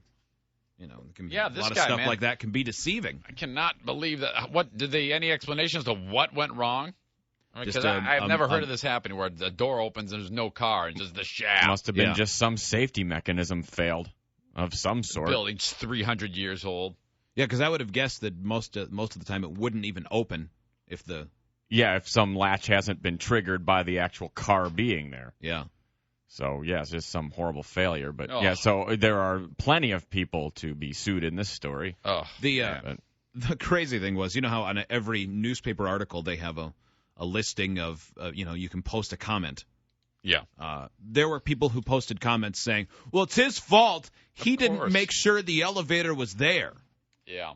Well, you know how it is. Well, he does, he has a stick and everything. So, boy, he should have immediately known to check to see if a floor was there. And I'm sure there was plenty of reason for him to be concerned that the elevator wouldn't be there because of all the times that happens to all of us in our lives when you go to use the elevator and there's nothing there. I am always so impressed with blind people and how they maneuver with a stick and how they're fearless. Yeah. They just bop around with that damn thing and they just walk along. I couldn't do it. Yeah, they keep a relatively normal pace doing that with a stick. If I were blind, I would also be in a wheelchair having someone push me around because there is no way in hell I'm walking anywhere.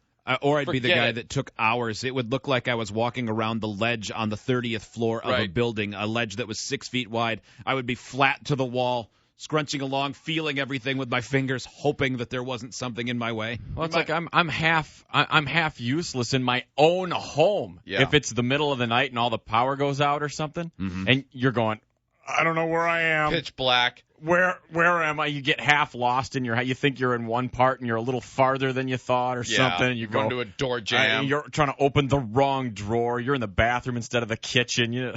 Remember how stupid we were when we did the fire training in Knoxville, Tennessee? We got invited to do fire training with the fire department. And here we are standing outside a house, and they say, all right, we're going to put you in full gear. We're going to fill this house with smoke and then have you go in and perform a rescue. One of our people will be inside, and because they had the breathing apparatus, they were going to be fine amongst the smoke, just like we were. And so we went in a team of 5, and we were in there for, how long would you say, 15 minutes? Tops. Not that long. Tops. And so they bring us back out, and they say, all right, you didn't find him. The guy would have died if you were a fireman. And where do you think you made it in the house? And we said, well, we were clearly upstairs in a bedroom. Because, again, when you're in there, even at the very lowest level, you couldn't see your hand until you touched the plastic on your face mask. Your vision is completely obstructed. Mm-hmm. So you're relying on touch as the only sense you can use. And we're like, well, we were clearly on the second floor, possibly on a landing where it was turning to go upstairs, probably near the bedrooms. So about 10 minutes later, the smoke filters out of the house. They use fans to blow it out. They take us back into where we were. We had gone up 2 stairs from the entryway to the kitchen, and we were holding on to the dishwasher most of the time. Yeah, I rammed my head into it and didn't even know it. And we were so confused by the lack of vision and stupidity that we're like, yeah, we were probably in Kentucky. We were that far away. We really moved far, but we had just gone in circles. And even worse about that story, that has nothing to do with limited vision, is limited comprehension, which was we were in a ranch. Yeah, It didn't even have an upstairs, which you could clearly see before you went into smoke-filled home. Mm-hmm. We are not good firefighters. This isn't a story about us not being able to see things. It's a story about how stupid we are. About how we don't pay attention. Now that it's out loud, yeah, it seems like we're just stupid. Yeah, it was pretty sad. Pretty sad.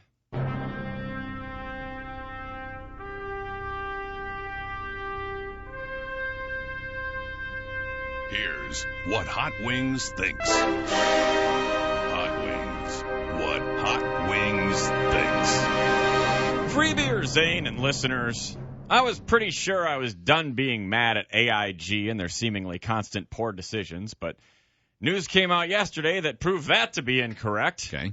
While responding to questions from Representative Elijah Cummings, the company has offered now a third assessment of exactly how much it paid out in bonuses last year. And the new number, offered in a document on May 1st, is the highest figure the company has disclosed to date. AIG now says it paid out more than $454 million in bonuses to its employees for work performed in 2008, which makes about as much sense as the plot of Meet the Spartans. Here's why this is especially annoying. Months ago, when asked by a House committee how much his company paid in bonuses, CEO Edward Liddy said, I don't know, like $9 million? Then in March, company spokesman Nick Ashew said it was more like $120 million. Okay. Now, 2 whole months later, it's almost 4 times higher than that? Unbelievable. What's wrong with these mouth breathers? For simplicity, let's drop the million part for a second. How do you confuse 9 with 454? You wouldn't confuse a 9 cubic inch motor with a 454 cubic inch motor. And I'll bet any 4-year-old with half a brain cell can sure as hell recognize the difference between 9 apples and 454 apples. Now, I'm not smart enough to know whether or not it was a good idea to give AIG billions of dollars of taxpayer money in order to remain viable. It seems a little dubious to me since they don't actually make anything or have any real tangible assets aside from office furniture and computers, but whatever, I don't know. All I know is that you don't pay bonuses to thousands of employees of a company that did so poorly in 1 year that they needed $152 billion of emergency federally controlled taxpayer money to remain in business. Maybe something like 2 people there did their jobs really good. Give them bonuses. But even they shouldn't get awesome bonuses. No. They should get something like a couple of mint-condition McDonaldland glasses from 1980 featuring Grimace and Mayor McCheese or something. If you are going to pay bonuses because you're contractually obligated to, at least be upfront about it. For God's sakes, so we can stop having these annoying discussions. You morons. I'm Hot Wings, and that's what I think. That's your new opinion from Hot Wings. More of the Free Beer and Hot Wings show is next. Free Beer here with a message for those of you who currently... 97.9 GRD Road Rage Traffic. Brought to you this time around by Peanuts, energy for the good life. Peanuts. And there are no reported crashes, so things looking good out there right now. This traffic. News brought to you by the all-new artvan.com. That's artvan.com. Partly cloudy skies early today. Some scattered showers and thunderstorms possible this afternoon with a high of about 72. It's 53 now. I'm Hot Wings. And 6 West Michigan schools, which closed this week because of possible swine flu cases, will reopen today. Classes at Rogers Lane and Brookside Elementary Schools and Union High School in Grand Rapids, Byron Center High School in Byron Center, and Lakewood Elementary School in the West Ottawa School District, along with Vista Charter School in Wyoming, all back in session today. Makes it seem like they might have overreacted a bit. Maybe a little. I mean, it's good to be preventative, I guess, but it's still just pretty much regular flu. Don't expect to see a high-tech mass transit bus on Division Avenue anytime in the near future. I don't know what made it all high-tech. It looked like a regular bus to me, but whatever. A nice paint job. But anyway, that was rejected. I think what I saw was 70 to 30%. Is that right? 70%, or was that a different? I thought I just glanced up and saw numbers, so I don't know if it was for that or another thing. But I know that it did not pass. People said, I don't really know why we need this bus since we have buses already that take people from one place to another that can be ridden on. Maybe not the best time to ask. Probably not, no, since it's like the worst economy in a number of years, and people are losing jobs and losing wages. And why don't we increase your property taxes to make a bus you probably won't ride? Yeah, maybe not the best time. Maybe ask for it in 5 years or something when things are better. Or never, because why do we need a new bus? We don't need a new bus. Forget it. And what, again, and you talk about the paint job. Outside of that, what made it was so high-tech? I don't know. I mean, I don't know. Was it supersonic? Maybe it was like a hybrid fancy bus that runs on chocolate or something. It was invisible.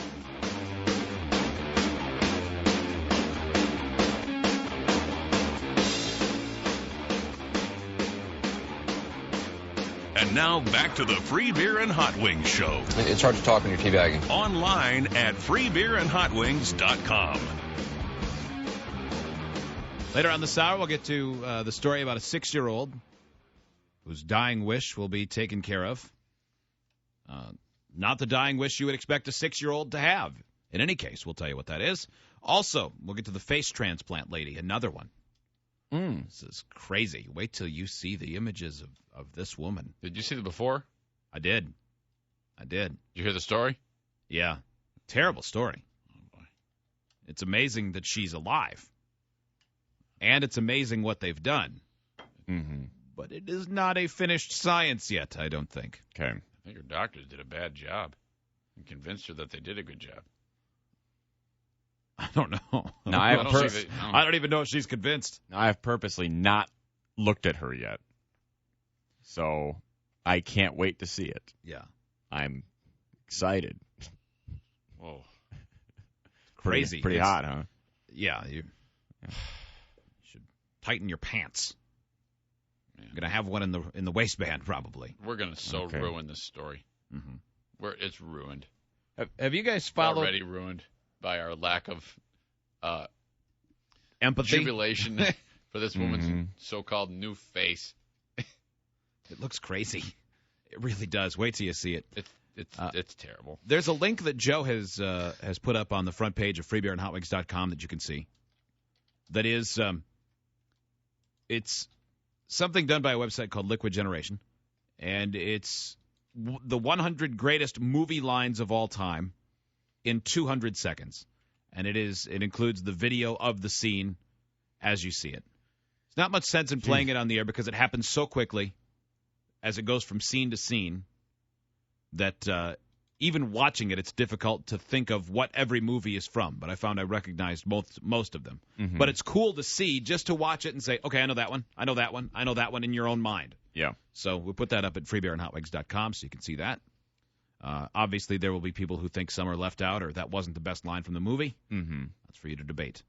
Okay. Also, did you guys follow this story of what was referred to as the greatest job in the world? This job in Australia? A British man beat 34,000 other applicants out on Wednesday to win what was dubbed the best job in the world. His job, he will have to move to Queensland, Australia, and file weekly reports online to a global audience. For 6 months of work, he will move into a 3-bedroom beachfront home. He will have all of his airfare covered, all of his transportation to and from the island, and be paid $100,000. And his only duties are to clean the pool, walk along the beach and feed the fish, and file reports. everything's awesome. He's basically getting paid $100,000 a year for 6 months to live in a resort that all of us would love to rent for a large amount of money for a week. And so in order to get all that money and everything, he has to burden himself with writing what amounts to a short, useless blog every day? Seems like it. Maybe a video blog. Ooh. Man, you're right. That's the best job in the world. Like we said, he moves into a 3-bedroom home overlooking the tropical island's Great Barrier Reef. Oh, my gosh. He'll feed fish, clean the pool, and send weekly video and blog reports. His benefits include free return airfare to the nearest capital city, transport to the island, computer and camera. As we said, 34,000 people applied for the job. 16 finalists were flown to the Hamilton Island on Monday for interviews with a 4-person panel. I don't know why they're even paying him. Most people would have taken that as a 6-month adventure. I mean, that's a lot of pay for what appears to be a great job, unless the pool is 34 square miles. I mean, maybe it's a really big, ugly pool, but something tells me it's a fairly regular pool, so that seems like a pretty good gig. Probably a sweet gig. This, however, there is a job opening in this case, the story that we teased earlier in Florida. At the Franklin Correctional Institute, they did Take Your Daughters and Sons to Work Day recently, which I'm not sure, I guess, prison, correctional facility. Good for the kids to see. It seems like a weird environment to take the kids in. Yeah, I mean, I guess it depends on what you're doing and what you're going to expose them to, but it seems a little weird. Mm-hmm. Well, one of the guys who works there, or worked there, Walter Schmidt, decided to show the kids a little something about the workday. Walter decided that he would show the kids, after asking the parents, he claims, what it's like to receive a taser shock. Oh no. Awesome. Oh, jeez. Yeah. So he pulled out his 50,000-volt taser and shocked at least 2 of the kids with it. Oh, my God. Oh, my gosh. You idiot. Sending one of them to the hospital. Oh, my God. He said he was trying to teach the kids a thing or two about being a prison guard. He didn't think it was that big of a deal to shock the kids with a taser. After all, he asked their parents first, and he claims the parents said, no problem. I find that hard to believe, that the parents were like, yeah, go ahead, shock my child. I do find that hard to believe. I hate being shocked. I mean, it is one of the, I don't know anybody who likes it, but it, to me, is one of the most unnerving, crazy things. And you don't even realize it's happening until you're 1 second into it. Mm-hmm. Like if you're installing something at your home, like a light switch or something, and then you didn't do something right. And I mean, I normally shut that off, the whole breaker. I just flip the breaker off. But my dad doesn't. When he puts a new switch in, the guy does not even turn the power off because he has... He doesn't? No. I'm telling you, dude, the guy... it's not necessary. I know what I'm doing. Yeah, I know, but Dad, you just have to go downstairs and turn it off. It's not like it's slowing down the process. There's no reason not to. Yeah, you don't have to drive to another state to do that or anything. You go into your basement or outside or wherever your breaker box happens to be, and you go, click. Yep. Nope. I mean, it will not do it. It's pretty easy. It will not turn off the power when he changes a plug receptacle or a light switch. God, that's crazy. Yeah, because I've gotten a little zap from one of those a time or two, and it's unpleasant. But I've never been truly tasered. That's got to be awful. Mm-hmm. Joe had that happen to him, of course. Yeah, Joe. Joe, how do you feel about getting shocked? Do you hate it also? I do hate it. I have always. Biff got you in the back of the leg. In the butt? Right in the butt. Yeah. Mm-hmm. Did it leave a mark? Twice. No, it did not. That was part of producer Joe's taser beer chug after seeing the video on the internet where a guy claimed he could drink a beer while being tasered. And then every time he would get tasered, the beer would stop drinking and go all over his face. Ridiculously stupid thought. I mean, you immediately get taken down. I just flopped on that mat. Joe, does the pain go through your entire body or just the localized area? That was just that localized area. I think it's different though when you have those prongs shot in. Oh God, I would hate. Boy, would I hate that. That's got to be awful. It's got to be awful in every way. When you have those prongs shot into you, and then 50,000 volts course into you. That part you don't even feel, man. No, it would all be so instantaneous. But you feel being taken out. Those things look like fish hooks. They do. Yeah, they're meant to stick. Yeah. If we just did a Joe stunt where you had to get hit with the prongs, Without even the electricity, you wouldn't want that. No. Wouldn't want any part of that. That would be no fun. Producer Joe stab I'm challenge. going to hold something up and shoot it into your body. You stand there and take it. Oh. So Joe, later on today, speaking of getting shocked, you're going to put on the shock collar. Yeah, I was going to say almost as bad as the getting shocked in the ass was wearing that shock collar around my neck. Now, the shock collar that you would normally use for training a dog, except turned up as high as it can possibly go. Joe wore it out to breakfast one time, and wasn't an intern, but helped out with a lot of stunts. Zoe came in and helped us out, and she greatly enjoyed shocking Joe. Of course she did. And Joe, if I remember right, it's very frustrating for you, and thus you got fairly agitated with her and with us and everybody involved. Not that I can blame you. I don't blame you for that. Sure, of course. That's why I believe I was on the air with Ziggs yesterday, the afternoon guy on the Buzz in Nashville, and he and I were talking about it. I believe that there's a good chance you'll scream at a stranger today for getting it wrong. Not because you want to scream at a stranger, but because at some point, if you get shocked, the frustration will well up, and you'll attack whoever's in front of you, and it'll be the person who got a question wrong. Yes, attack is strong, though. I don't think I'll be attacking anybody, but yeah, verbally, maybe I'll beat them down a little bit. Okay. So that's coming up a little bit later on today. Yep. Who's doing the questions? We will. Listeners will. Yeah. Everybody? Okay. Whoever has the hardest ones that are the most impossible to answer. Yeah, I thought so. Yeah. Really devastatingly stupid questions. Yeah. Stuff that you could only know if you were in that career. It's good times, Joe. I don't like it. Yeah. Whatever. That's coming up in about an hour. We'll get to the dying wish of a 6-year-old that is not the dying wish you would expect a 6-year-old to have. We still got this Tiger Woods audio. I don't know anything about this story. Tiger Woods was interviewed, and somebody after the tournament this past weekend. It appears to be fairly tongue-in-cheek. We'll get to that coming up as well. Okay. That's on the way. We'll take a break. It is the Free Beer and Hot Wings Show. 97.9 GRD, Grand Rapids Rock Alternative. Mixed clouds and sun today. Scattered thunderstorms later. 72 the high. It is 52 now. Downtown GR. And could get some rain a little bit later. And then cool for the weekend. That kind of blows.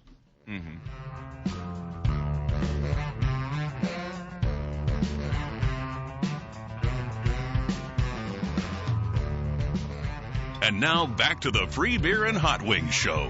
It's super creepy blue. Online at freebeerandhotwings.com.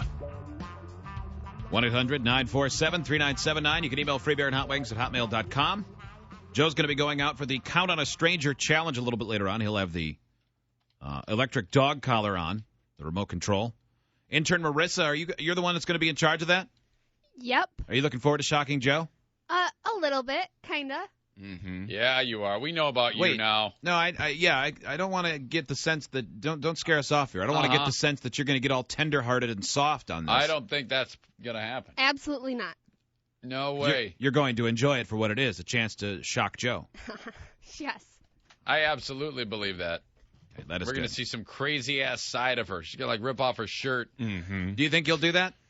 Yeah, it's a possibility. It's probably going to happen. She's all buttoned up when she's here. As soon as she gets out there with this thing to inflict pain on Joe, she loses her mind. Yeah, what if we find out that's your thing? That's what turns you on. Yeah, what if you pull out a whip and start hitting him with it? It is, isn't it? That's your thing. It definitely is. See? We knew it. I can't wait till you kick him in his clock weights. That's coming up a little bit later on. What's going to happen if you're just tuning in is Joe's going to go out and he's going to have the shock collar on. And he will be finding people to answer trivia questions of your choosing, of our choosing. And if those people correctly answer the question, no shock for Joe. In fact, he'll get money. But every time they get one wrong, he gets shocked. Okay?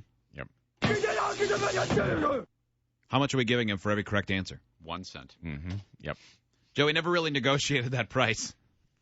No. A peso. The only thing that's been thrown out is 1 cent by Zane twice. So I assume that was sticking. Peso. If you're good with it, then. A peso. Why don't we give him just a coupon, where it's worth like 1/100th of a penny? Yes. Depending on how we feel, how much you've entertained us, we will give you $1 amount for the whole stunt. Yeah, so if you're not entertaining, $0. Well, that seems fair. Yeah. It's not our fault that you wouldn't entertain us like a monkey with the shock collar on. I agree with that. It was suggested that you also put the shock collar on other parts of your body. Yes. Think you'll be doing that? Can I do that for no money, too? Yeah. Oh, you bet. Like the worst, Sure. like the worst part. Anything for you, Joe. You know it. Joe's going to be leaving shortly to go out and depend on the kindness and smarts of other people. He'll be looking for smart people to answer trivia questions on his behalf. That's coming up in about 30 minutes. This weekend, Tiger Woods, of course, back to playing golf. Obviously, Tiger's in it to win majors and win tournaments. And came up short this past weekend. Did not win. Afterwards, he was interviewed by, I believe it's David Faraday is the guy's name. I thought golf is not and he's a golfer? remotely my wheelhouse. I believe he was a golfer, now turned broadcaster. All right. And clear, either they have a rapport or Faraday was very insulting. Okay. I believe they have a rapport. Really? Here it is. David Faraday, down to you, my man.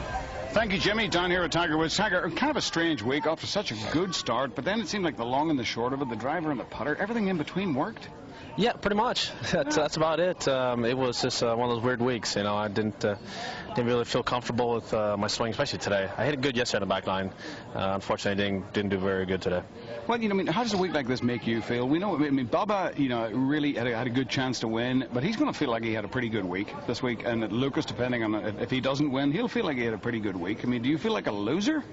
Well, I did. I was. I wasn't even first loser either. Yeah. Well, there you go. I mean, it's difficult to think of you as a loser, but hey, you're a loser, and good luck next week. Thank you very much. I appreciate it. Thanks, Tiger.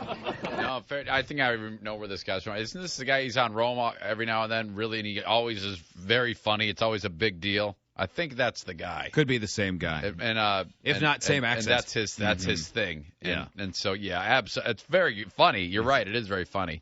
But I definitely think that they know each other quite well. Well, and Tiger is way too buttoned up to let someone get away with that wasn't someone that he was at least a little bit chummy with. Yeah. Because, you know, even if Tiger didn't respond because he's pretty cool under pressure, his features would have tightened a little bit, and he kind of smiled at that and played along. Yeah, I wasn't even the first loser. Thought it was funny. I heard a lot of that he doesn't sign autographs and is just kind of a little rude to the fans.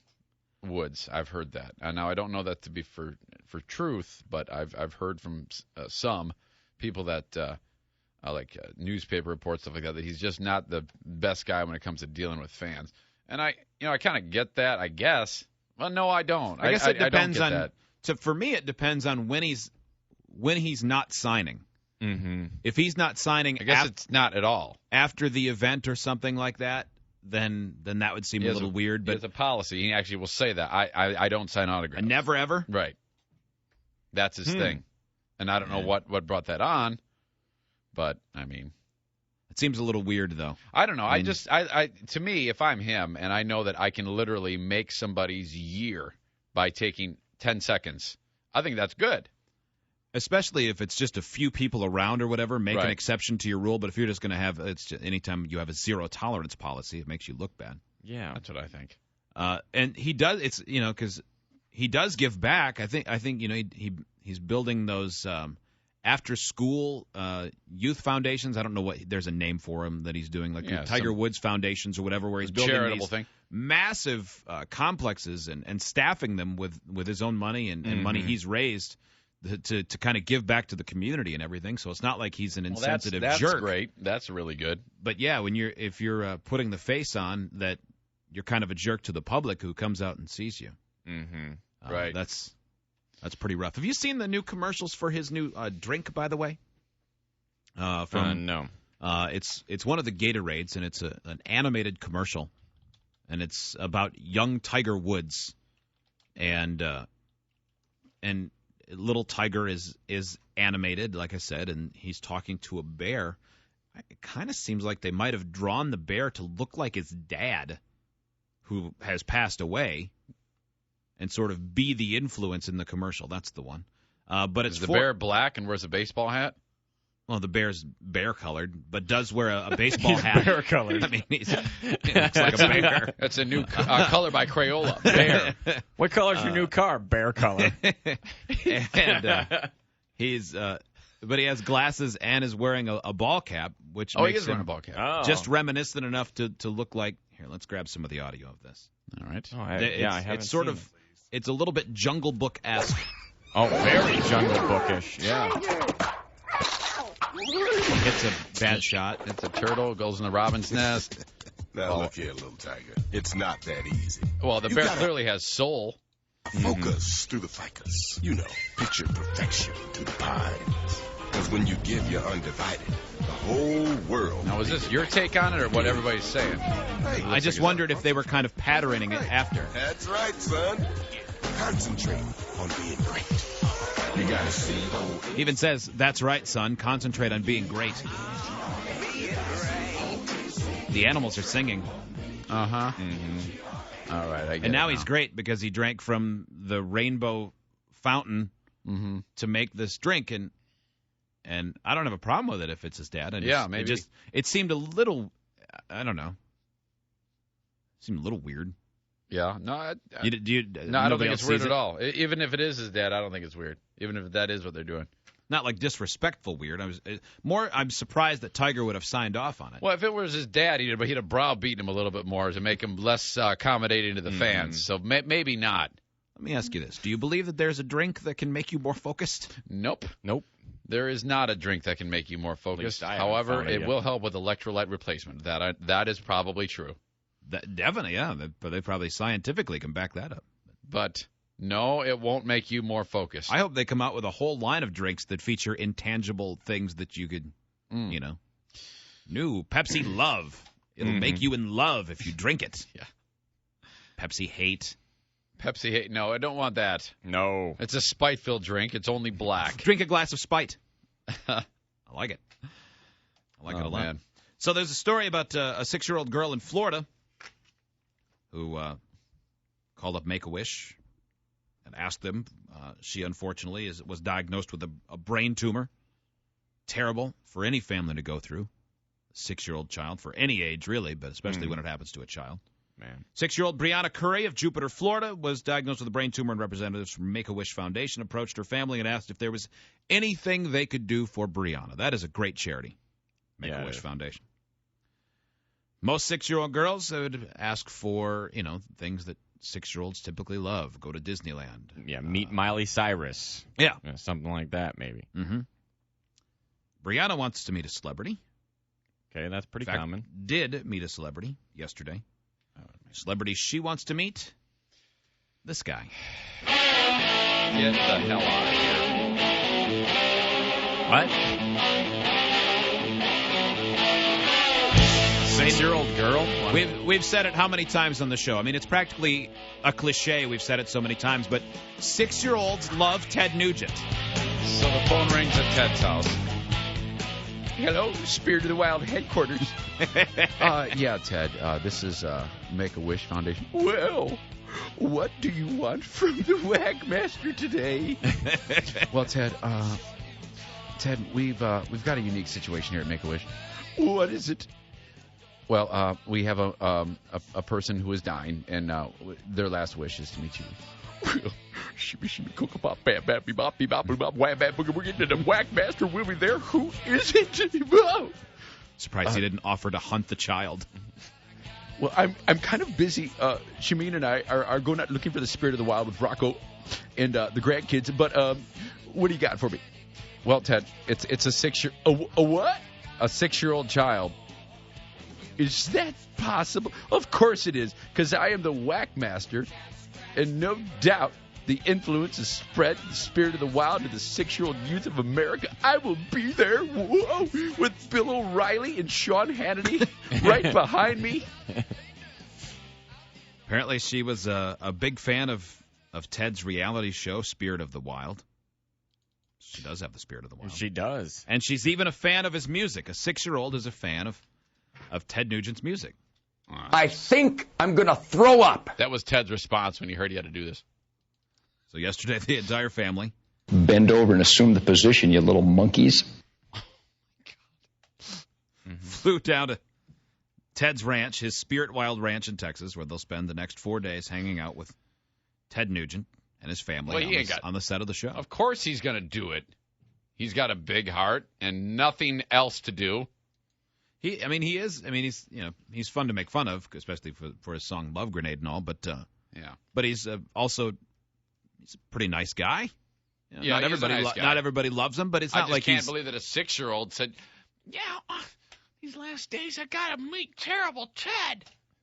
Maybe she wants to make those last days last forever, and she thought by being around him and listening to his ramblings would be the best way to make 1 minute seem like 1 hour. Well, time does slow down to a crawl when you're bored out of your mind.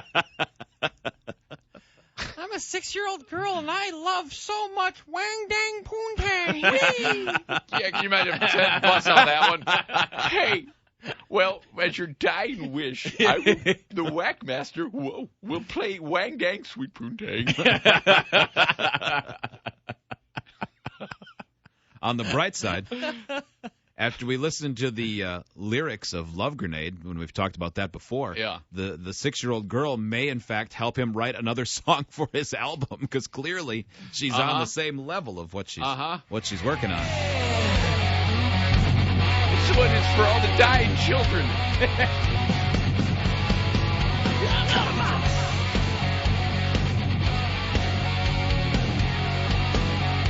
See, I like the guitar work. I mean, it sounds okay, but he's a great guitar. It's the lyrics that leave something to be desired. One of the lines is, "I'm on the front lines of love." There's big build-up. Kick in. This is for Make-A-Wish. I'm not allergic to pain. No matter how hard I try, I crave you so bad it drives me insane. If I can have you, I'll die. Here comes the weaponry references. I am a dangerous weapon, babe. I'm your machine gun man. Right. Don't make me shoot you down, baby. I wanna be your love grenade. Intern Puke Face, you're going to be a rock star. Have you learned to cover that song yet for your encores? I haven't, but I will say that Zane's impression is very good. Mm-hmm. It's pretty. Ted speaking. It's a pretty solid Ted. I can't sing Ted. No. No. No one can. No. There is no comparison. Whoa. You have to sound like you're 3 seconds away from orgasm the whole time you're talking to do an impression of Ted Nugent. Ted Nugent waking up sounds like that. The alarm goes off. Whoa, it's the alarm. I must hit snooze. Chris in the Capital Region. Hi, Chris. Sorry, Chris. Yeah, my 6-year-old has quite an affinity for classic rock songs, and he's in first grade. Well, we got a phone call from his teacher to come in to have a little, parent-teacher conference about him. Right. He gets in trouble once in a while. Mm-hmm. Yeah. Apparently, he was singing Stranglehold. Oh. And he was strangling a girl as not really hurting her, but, putting his hands around her throat. He was put you in a stranglehold, baby. Gonna give it to you. And I crushed your face. Like melodies into Cat Scratch Fever. Oh, and yeah. It's the most hilarious thing you will ever see. Yeah. There you go. I'm sitting there laughing at the teacher saying, that's pretty funny. At least he's creative. He's got a good memory. Well, she didn't find it funny at all, as you can tell. She's, a woman teacher, so. Mm-hmm. Right, because only a woman teacher would be against something tells a little boy choking a little girl in her classroom. A man teacher would have looked the other way. Yeah, it was hilarious. Yes, that's right, boy. Doing what the Ted tells you to do. I see no problem with the with the child doing that to that little girl.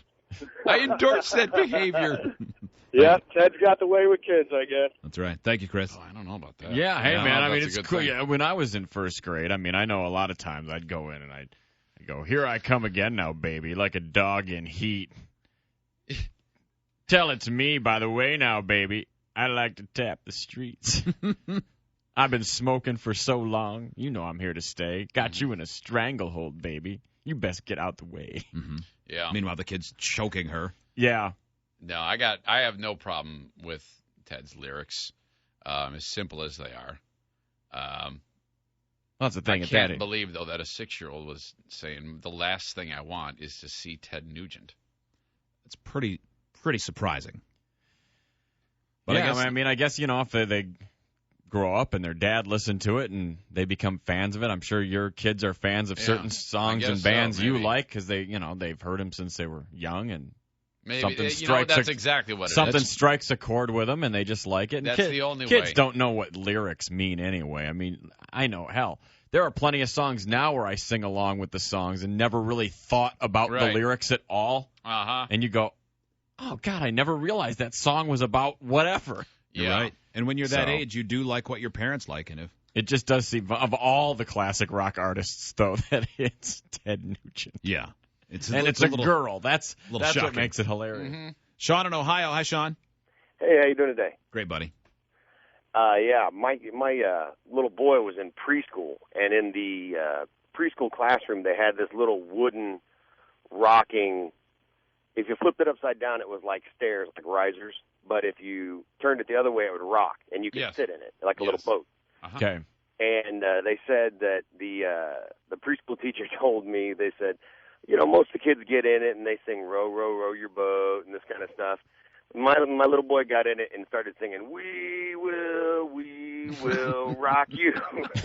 Your kid loves the stadium anthem. Okay. Yeah, just classic rock in general, I think. There you go. All right. Pretty funny. Thank you, Sean. 1-800-947-3979.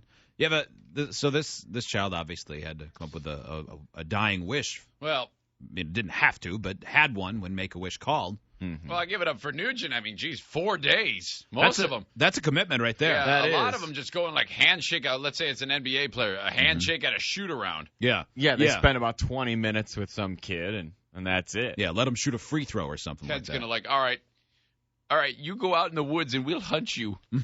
Exactly. That's exactly what's Kill a happen. deer with your bare hands. We're going to teach you to skin stuff. I wonder if this kid's a hunter in the whole deal. Can you hunt if you're that young? I don't know. Probably not. I don't know. Maybe at Ted's Ranch you can. At Ted's Ranch you can do anything. Yeah, I guess on private property, you can go kill rhinos. Probably a giraffe running around. You go kill that thing. Probably maybe a person. It's not out of the question. Let's go kill Democrats. Hey, there's some illegals. Mike Dukakis has been running around in a loincloth for 12 years trying to get away from Ted. Help me, please. Hey, we've got some immigrants, and Toby Keith and I are going to go kill immigrants, and Mike Dukakis, they're out in the brush. They haven't been fed for 3 days, so they might kill each other first. Hold on, though. I got to go throw some slop into Geraldine Ferraro's cage. The idea that Ted keeps old Democrats hostage. Fail at running for president? Go to Ted's ranch to be hunted. That's how it goes. That will be your punishment. We play paintball, except with bullets. The other team is dressed up like Barack Obama. They wear Barack Obama masks and have no weaponry to speak of. 1-800-947-3979. You can email freebeerandhotwings@hotmail.com. We'll take a break. It is the Free Beer and Hot Wings Show.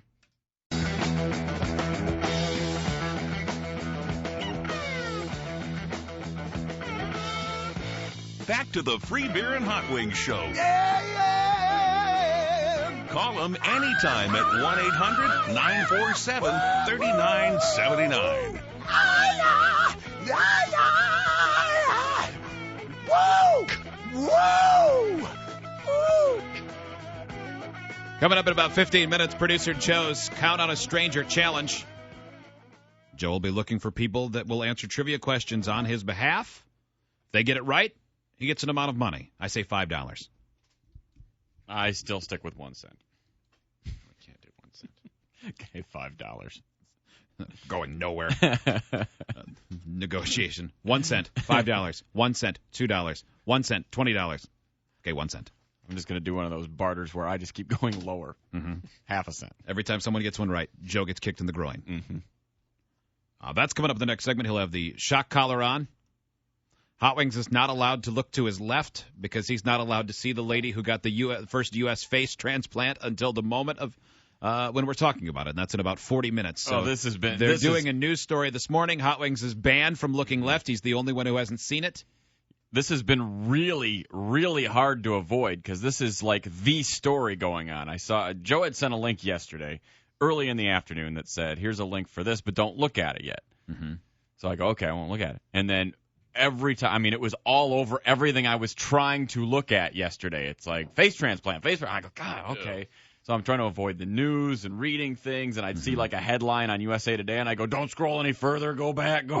Yeah. So avoiding this has actually been really hard. It has, and it's been the big story, like you said, today on all the news. They keep showing clips, and of course, Zane and I have seen it, so we're free to watch it, and it's in my line of sight. I can't miss it, so we keep commenting about it, but then say, don't look, Hot Wings. Now, I can only imagine that, it's such a huge news story because she looks so hot.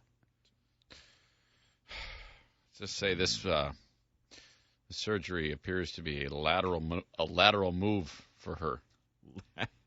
You mean from after the accident to what she has now, not from before the? Well, yeah, not an accident, the attack. Her husband shot her in the face with a shotgun, and then shot himself dead. She survived. Mm-hmm. Fast forward to today. Uh-oh. It's maybe with time, because the lady from Europe who had one of those done, her appearance has improved dramatically. Well, but the initial look was just expressionless, and it looked odd. We made fun of it. Now she is much improved. Mm-hmm. When I compare what I saw with the latest one with the first pictures of that one, the first one looks like a supermodel. Mm-hmm. Hot Wings, when you see it, I will tell you this. Every time I see it, because they took the face from another woman who had lost her life, so from a cadaver, I can't help but think, why didn't they get one that fits? Do you remember the? Oh no! Do you remember the music video for the Weird Al's parody song "Fat"? Yeah. When Weird Al starts to transform fat, his face starts to morph. It's a little rubbery. Yeah. That's the first thing I thought of when I saw her. I don't terrible. remember thinking that was attractive. No, I don't think you'll have no confusion. This is all right. We'll get to that coming up. Put the brakes on it because I'm going to get. If you want to see the woman we're talking about, Joe has already posted links at freebeerandhotwings.com. Only Hot Wings isn't allowed to see. Well, yeah. I am the only person in America who hasn't seen this. Be like Hot Wings and wait it out. Yeah. So there's not a man in the world. Well, there probably is, actually, but there aren't many men in the world who would turn down the offer of mouth party. Yeah. One would agree with that. I would say so, yeah, probably. There are some, no doubt, but most say no. So a 30-year-old woman and her boss decided to go out for a fling at lunch, and in the car, she offered said party.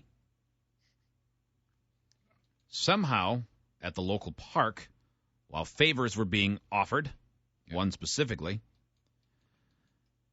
in his excitement, he moved quickly and rammed their van in reverse into the car behind them. Oh. The impact was apparently pretty strong because it caused the woman's jaw to snap shut. Bite me. Oh, boy. Oh, no. Yeah. Now, it says, according to the Malaysia Star, that oh, no. teeth connected. Oh, no. Oh, it actually clicked. Mm-hmm. It clicked. There was a click sound. Yeah, that chomping. Oh, that's bad. Turn my mic real loud. This is the exact audio.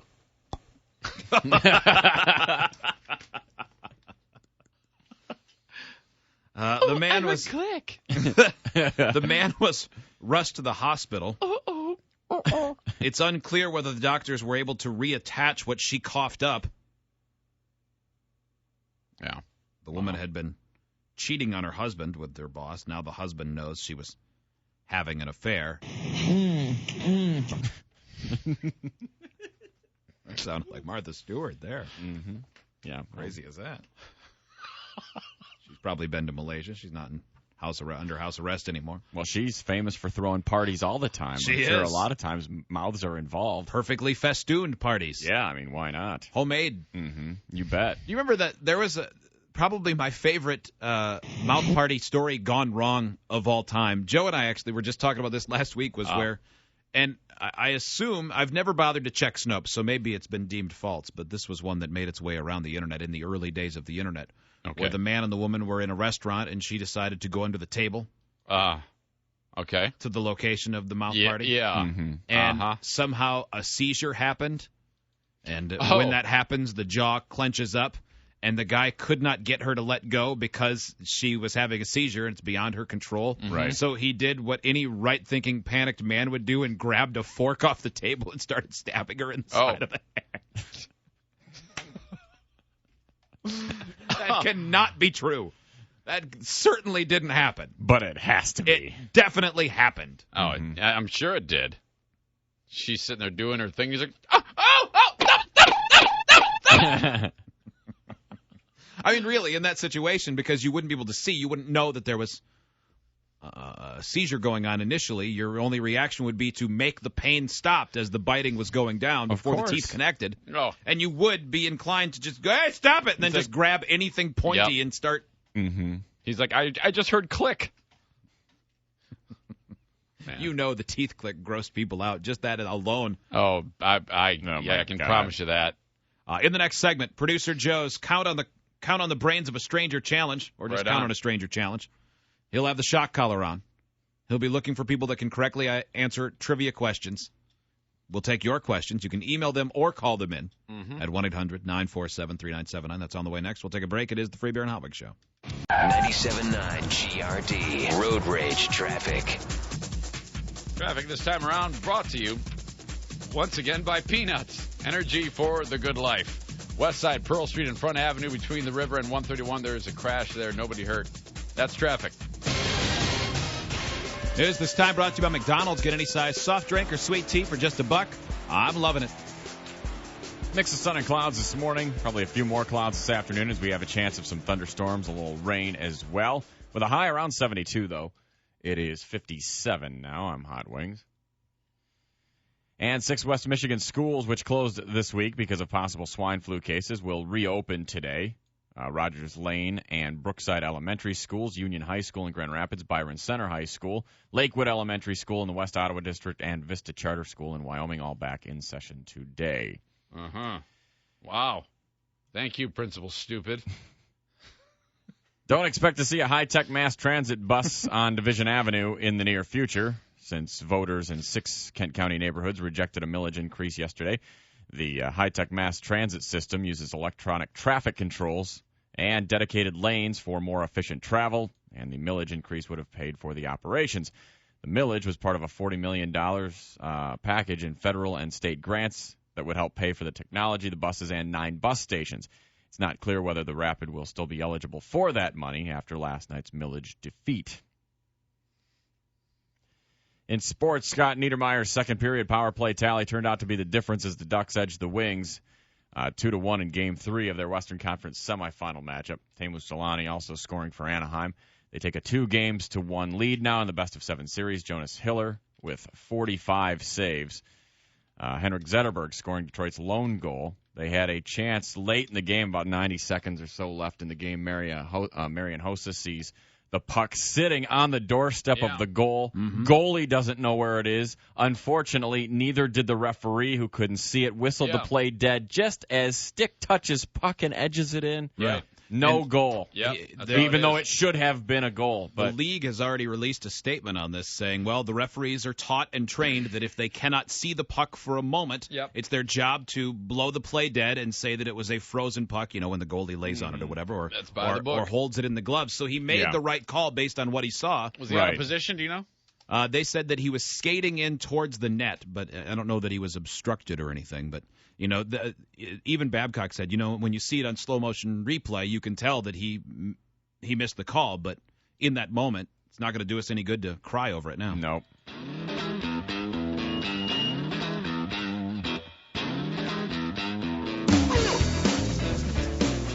And now back to the Free Beer and Hot Wings Show. I got a lot of toe up in there. Online at freebeerandhotwings.com. Producer Joe taking one of the gonads at the press junket for Jackass 2. Part of Joe's busy day. He's the stunt guy. Wheel of What Can Joe Do? Though the wheel has become used less of the time. Still, the idea remains. Right. And today, it's a little bit different once again. Producer Joe is out. 1-800-947-3979. You can email Free Beer and Hot Wings at hotmail.com. For this bit, which involves a shock collar and electricity, Joe has a bunch of songs we could use. Okay. Not the least of which, there's a few. This one would work. We've used this before. Then, of course, Eddie Grant. That's got to be the one. And then one Joe says is incredibly stupid. More so than this? More so than other songs about electricity or having electricity in the title. And that is one by a group called Midnight Star. There you go. Charge your batteries.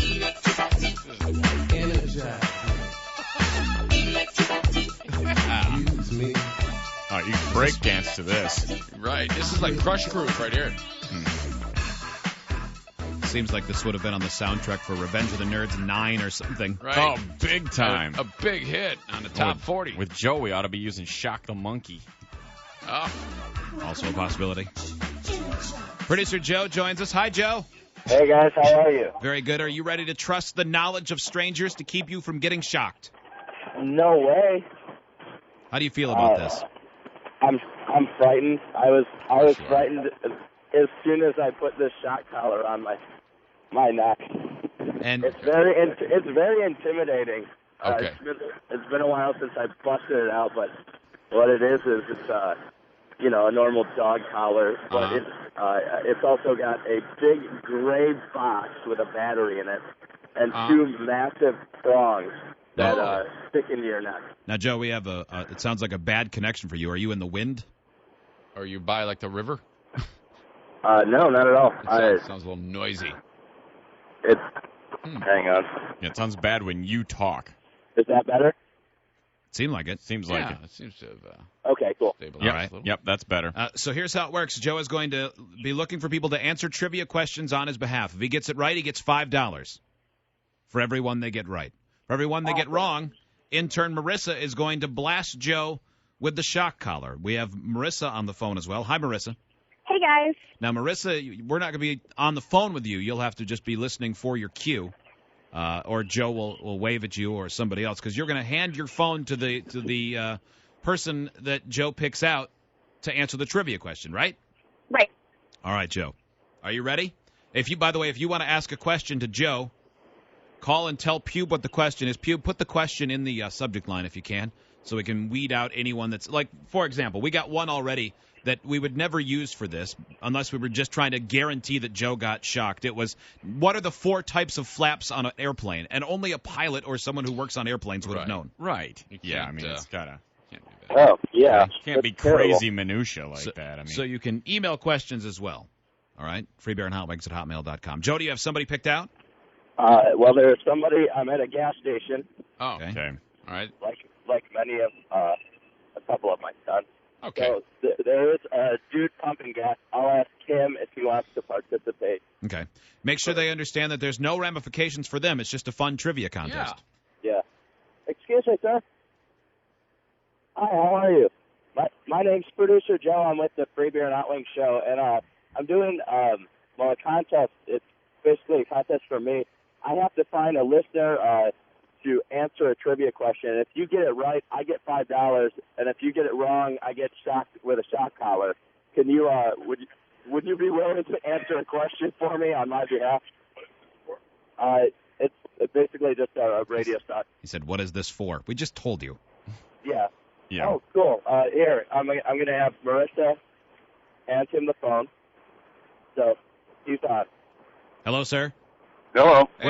What is your name, sir?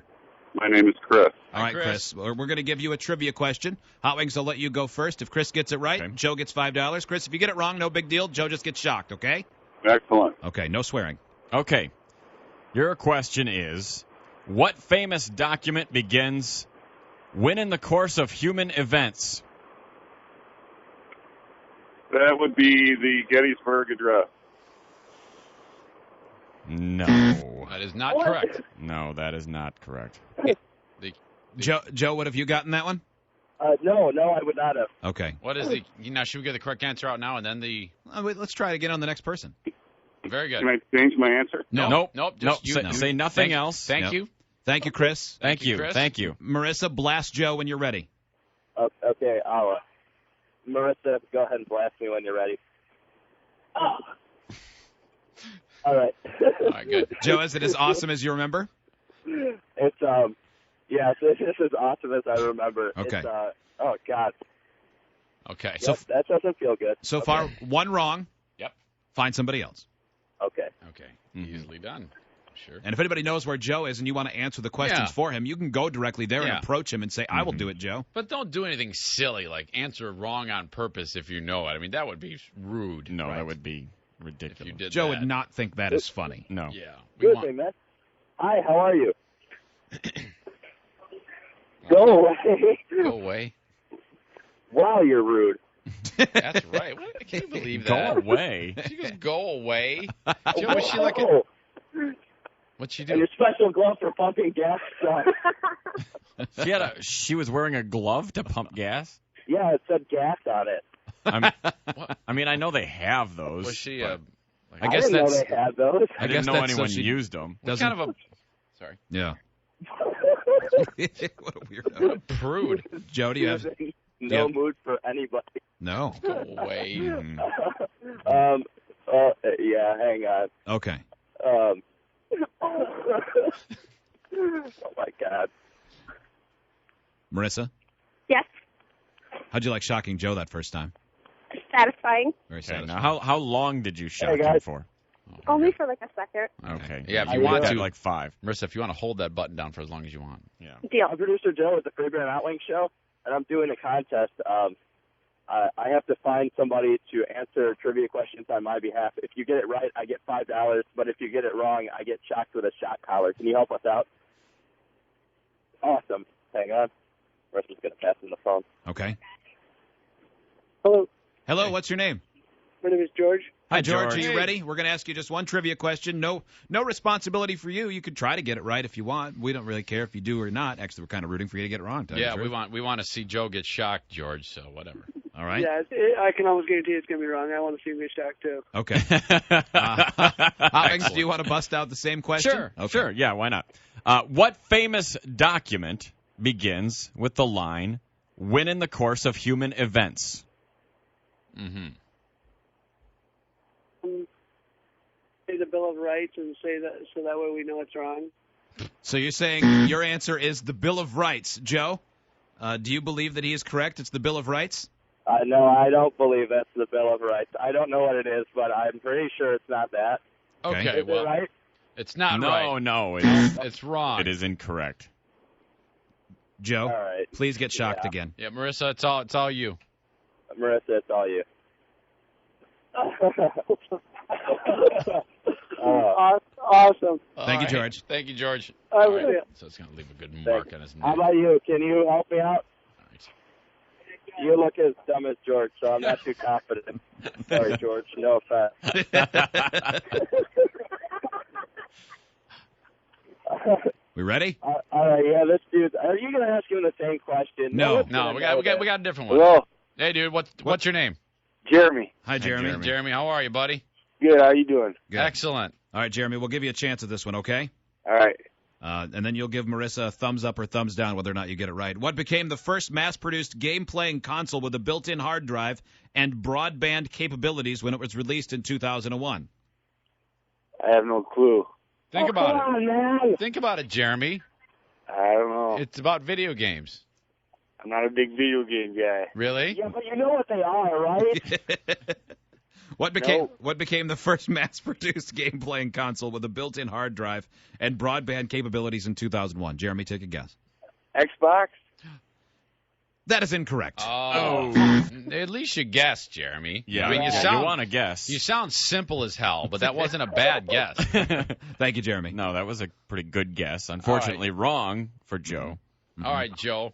Tell Marissa to shock the hell out of you. All right, go ahead. Joe, how bad? I mean, do you like fall down every time? I don't think you do. No, it's not that bad. It's, Okay. It's not a taser. It's just it's more of a bad thought, knowing that I'm going to be shocked, and then it's like I don't know how to describe it. Yeah, we're really glad we asked you to describe it. You stumble around like a blathering idiot. It's your brevity that defines you. Now, jerk. it is set up all the way, right? What? It's turned up all the way? Yeah, it's turned up all the way. Okay. Just making sure. Can you imagine if he had said, no, it's on 2. It goes to 11, like Spinal Tap. Yeah.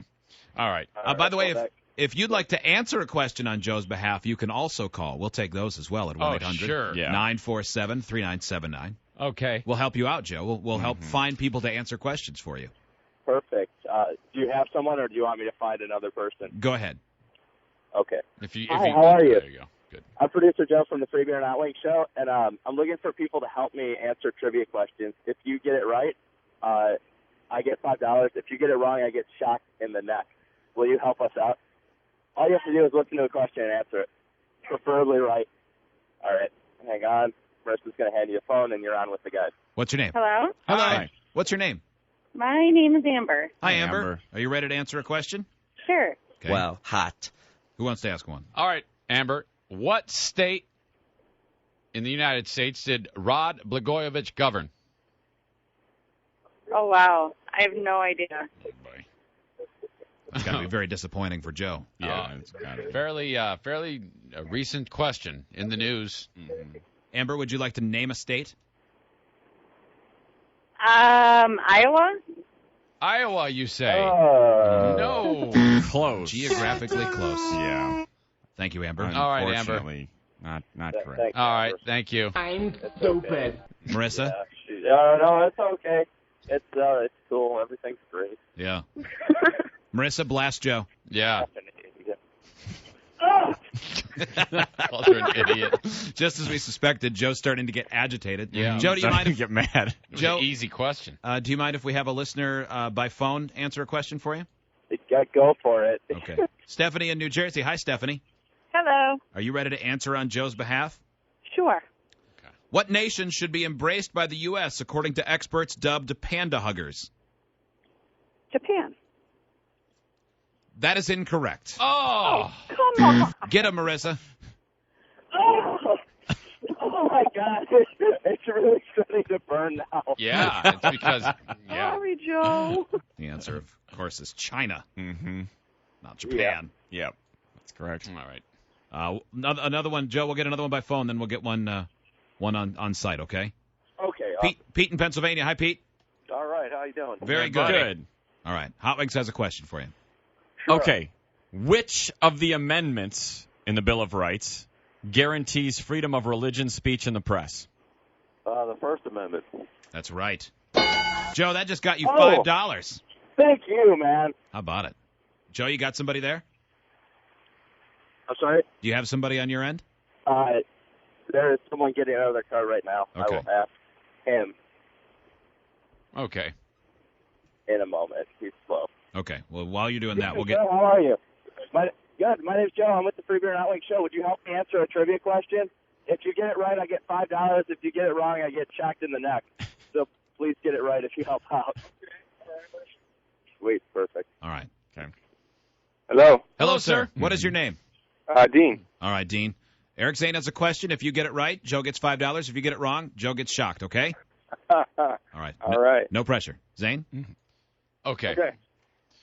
Dean, this is a world history question. In 1991, what ceased to exist on December 31st? What was that question again?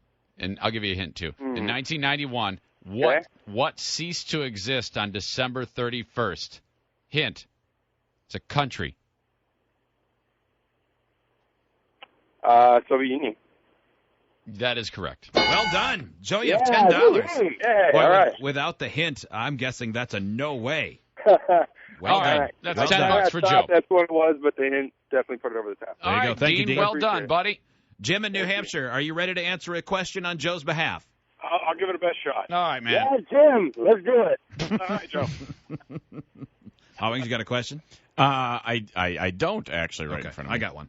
Which of Washington, D.C.'s presidential memorials has drawn the most visitors since 1997? The Lincoln Memorial. Lincoln Memorial, very popular. Big one looks out on the mall. Incorrect. Oh, sorry, Joe. Hit him, All right, Marissa. Marissa, jack him.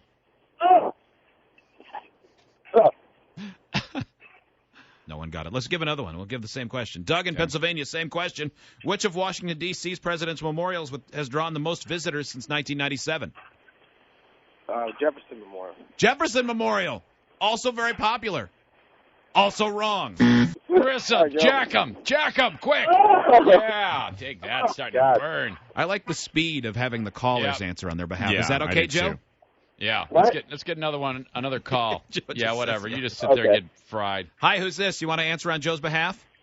Yeah, absolutely. Okay, what's your name? Matt. Okay, Matt. Okay, Matt, what travels at 1,100 feet per second?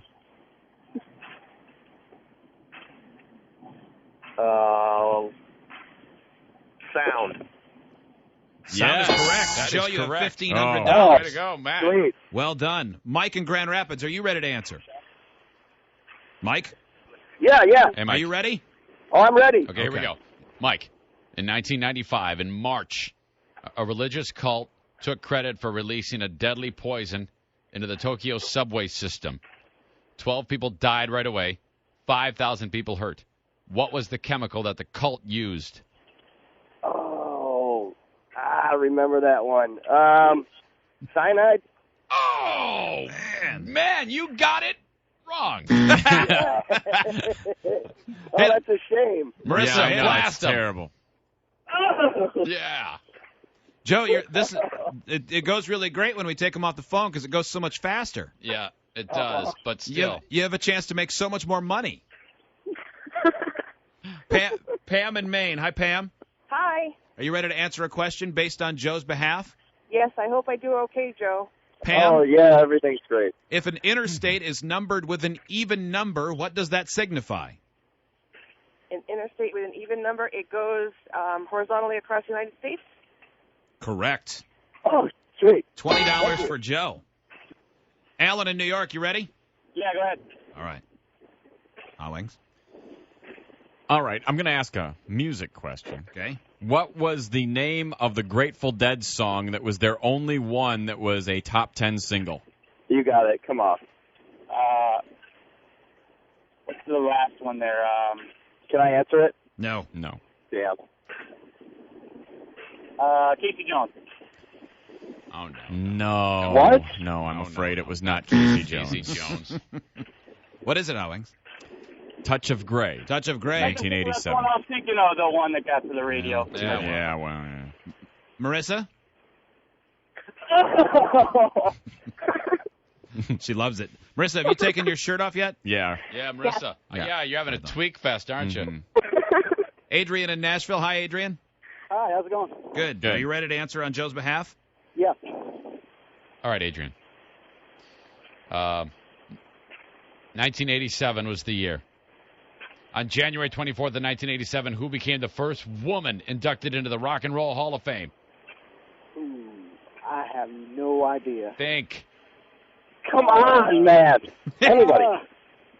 I have no idea. All right, we'll take that as no guess, and that is wrong. The answer is Aretha Franklin. Marissa. He goes, who? Marissa, let him. Yeah, there it is. Another Well done. big blast. Can't believe you didn't get Aretha Franklin. Chet in Grand Rapids. Hi, Chet. Hey, how's it going, guys? Not bad. Good. Are you I'm ready? feeling very smart this morning. You are? Okay, good. Okay. You sound very smart. Okay, Chet. Yeah. Sounds stupid. What American League baseball team had all its home games televised in Japan in 2001? Oh, I know this. You know, I'm gonna have to go with Detroit on this one. Oh, Going to go with Detroit. Oh, think yeah, you're that's a throwing- very good guess. Feeling pretty I good. think people Yeah. are throwing it on purpose. In no way did that seem like you threw that answer for the purpose of Joe getting shocked. And that's why it's so surprising that it is wrong. Okay. The answer is Yeah, I think even I know that one. Marissa.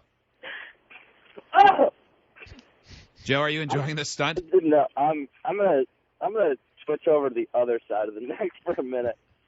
You know, you've always got the option of testicles. Yep. Yeah, Joe. Oh, do I have that option? Yes. Yeah, in fact, that's whenever you want to switch, make this the last question. Put the shock collar on your testicles, and that will be our signal. Or put the probe in your mouth and bite down on it. I was just Were thinking you that, thinking too. the same thing? Yeah. There you go. I haven't taken either of those options because testicles or mouth are always my first choices.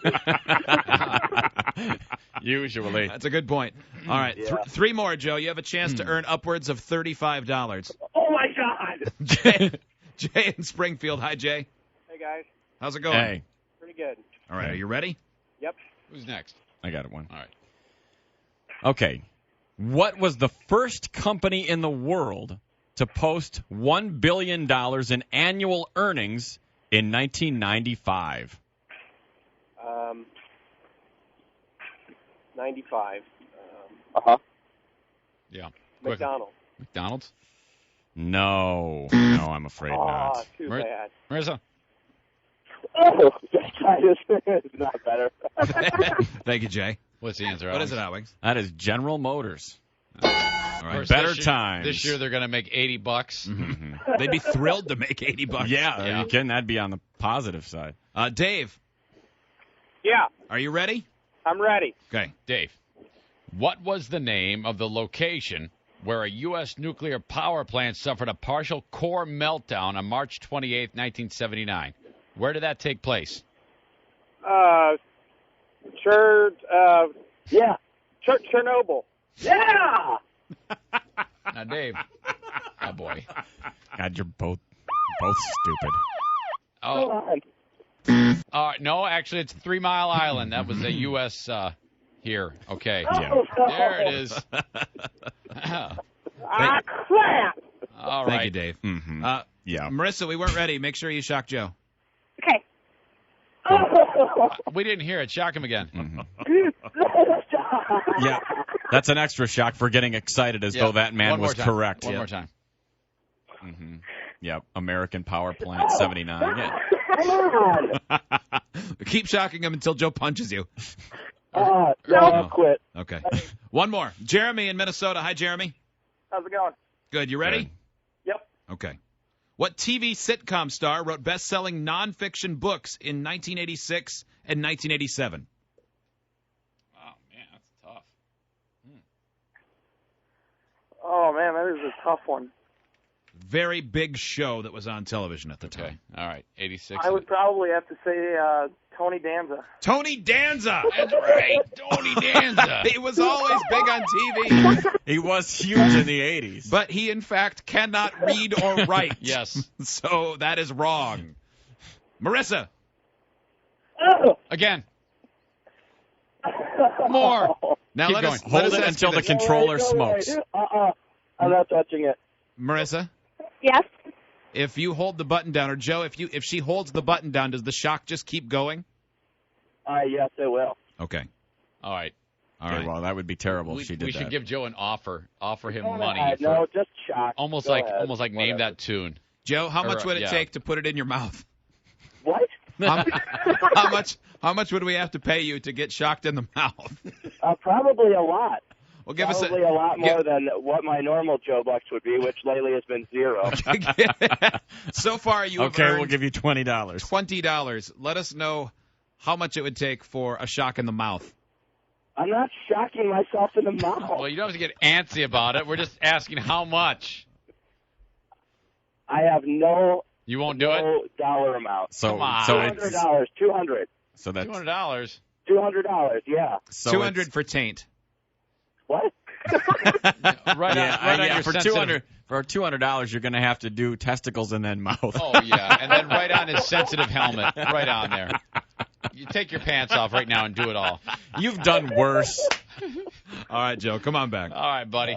Marissa, well done. Oh, man. Poor Joe. Yeah, for sure. Poor Joe.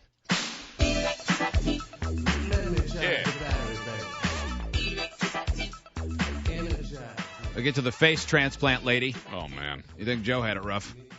Mm-hmm. She'd love it if the worst thing that happened to her was getting shocked by a dog collar after it was near a taint. Yeah. That's out of the way. We'll take a break. It is the Free Beer and Hot Wings Show. 97.9 GRD. Road rage traffic. Still dealing with a wreck west side, Pearl Street, excuse me, and Front Avenue between the river and 131. Nobody hurt in that one. That's traffic. Mix of clouds and sun, scattered thunderstorms later, 72 the high. It's about 55 downtown GR. Red Wings lost last night. Very controversial game. Yeah. One that they can't help but feel like they got cheated a little bit. I mean, I think Marian Hossa said, you know what, I made mistakes in the game. They just weren't as glaring as the referee that made a mistake. But, boy, it could haunt the Red Wings there, that's for sure.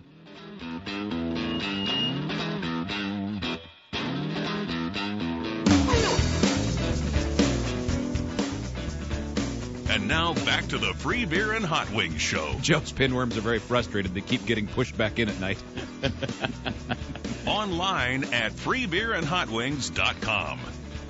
A little bit later on, we'll get to what Hot Wings thinks. We also have some audio to play of Drew Carey actually apparently being interested in his TV show Price is Right. Mostly because of the circumstances of the bidder, who is a gynecologist.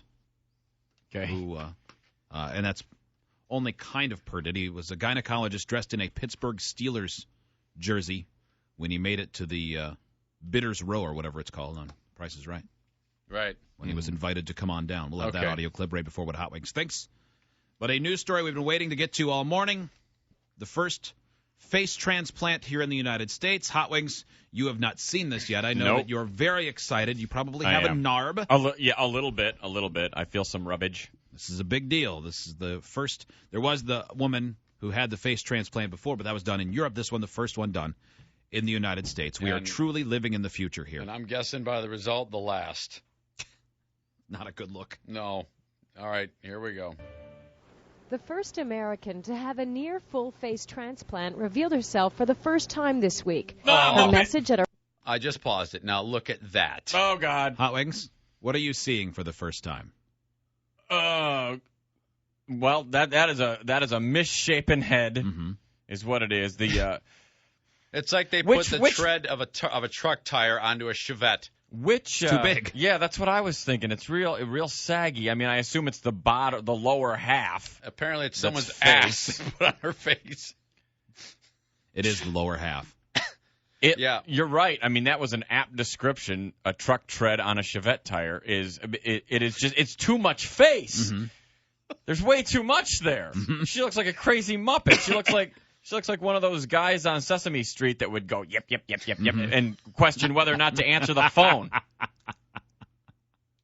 first press conference was one mainly of thanks. I knew it would My go like name's Connie, and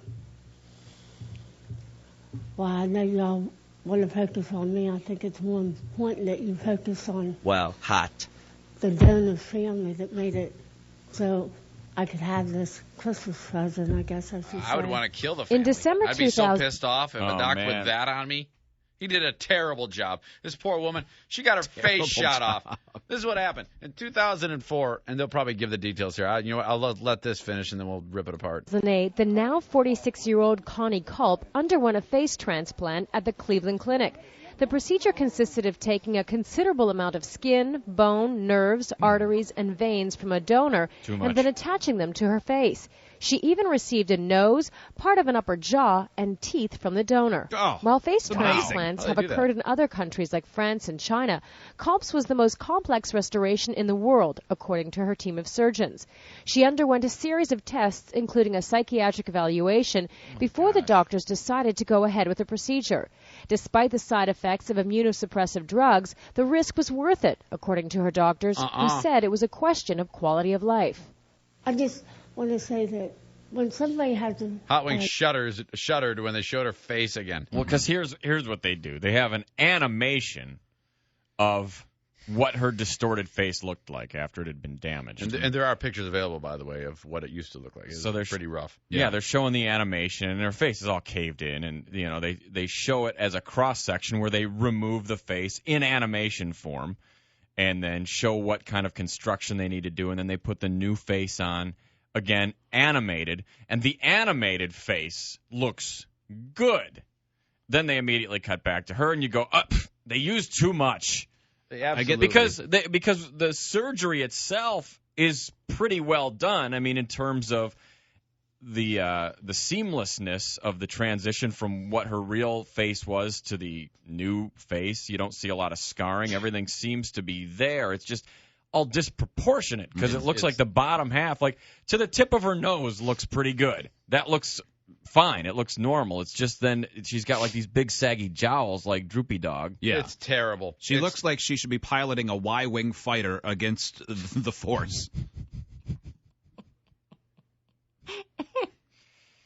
Yeah. Look, I know exactly what you're I talking do about. too. Everybody knows who that guy with the red suit. Yeah. That kind of melty face guy. She looks like if she drank a bottle of soda, it would leak out somewhere underneath this face that's put on over her real one. Yeah, because when Lando Calrissian was flying the Falcon, that droopy face guy was right next to him. Yes. I know exactly what you're talking about. That's Lecter. her. Hannibal Lecter looked better when he tore a guy's face off and just laid it over the top. This doctor sucks. He did an awful job. What an awful attempt. There is a reason why it's too big. They add extra skin for the swelling. Eventually, it will go down, and it will look more normal. Well, then they should have waited one more year before they paraded her out when she looked like that. I think that's the problem, the hurrying to show off. Yeah. Don't look as pretty as you do. Can't even understand a word she Don't said. judge them because I'm not judging you, you ma'am. never know what happened to them. No, there's no reason to judge you. You know who needs to be judged? A guy who did your work. Shot in the face 5 years ago. The lead surgeon, Dr. Maria Siemenau, said she was thrilled with the results. Someone who couldn't breathe through the nose, couldn't eat solid foods, didn't have palate, It was rough not for her. able to drink from the cup. You see, that's how she used to look. Gosh. Yeah, her face got blown off because her husband went crazy and shot her in the face with a shotgun. Gosh. She amazingly survived. He killed himself. So this is. She was missing the whole middle part of her face. It's just like this weird crease. Yep, and I was reading a news report that said that she would walk around in public like that, and then she said she detailed one story that a little kid said, like at a store, to his mother, "Mom, you said there's no such thing as monsters. Then what's that?" Oh my God! Oh boy! And then she heard that, and she came up to the kid and she said, "I'm not a monster. This is how I used to look," and held up her photo ID, and said, said to the little 4-year-old, "I got shot in the face." So, oh man, I don't know why she did that. If I would have just understood that it's a child and she boy, looks strange. But I mean, she did. I mean, it was a terrible thing. They replaced 80% of her face. Right. That is, it's really amazing. In order to take fluids, and if she can do all these functions which we are taking for granted on a daily basis, this is amazing. The surgical team at Cleveland Clinic hopes that Culp's message will give hope to others suffering in silence from facial deformities. No hope. Karina Huber, Reuters. Man, there was a man that lived near where I grew up who lit a tank of gasoline on fire. Okay. And his face went eyes, nose, and then a diagonal line to where throat line would be, and there was nothing in between, and it was the color of Admiral Akbar. Oh boy. It was terrible. So what we're saying is facial deformities basically make you look like any various Star Wars character. No matter what deformity you have, it can be described by a Star Wars character comparison. So Squid Face, Riri's, Boss Man, all of your things are going to be improved now. You're going to no longer be a fringe bounty hunter hanging out at the cantina. You're going to be able to look much better today. In this clip, face transplant patient apparently jokes about the hospital staff who have been helping her. You know, Pat here, she's my motivator. She's the one that got me. 0 words No idea what she's saying. 0 words understood. To exercise and eat my greens and drink my water. Okay, and I heard exercise and water. And Beth needs down there. She's my comedy team that kept me happy all the time. Well, hot. I said, me and her's the only funny ones in the hospital. So, hang on, let me just ask my boner. She's my little daughter down there. Hang on, let me just ask my boner.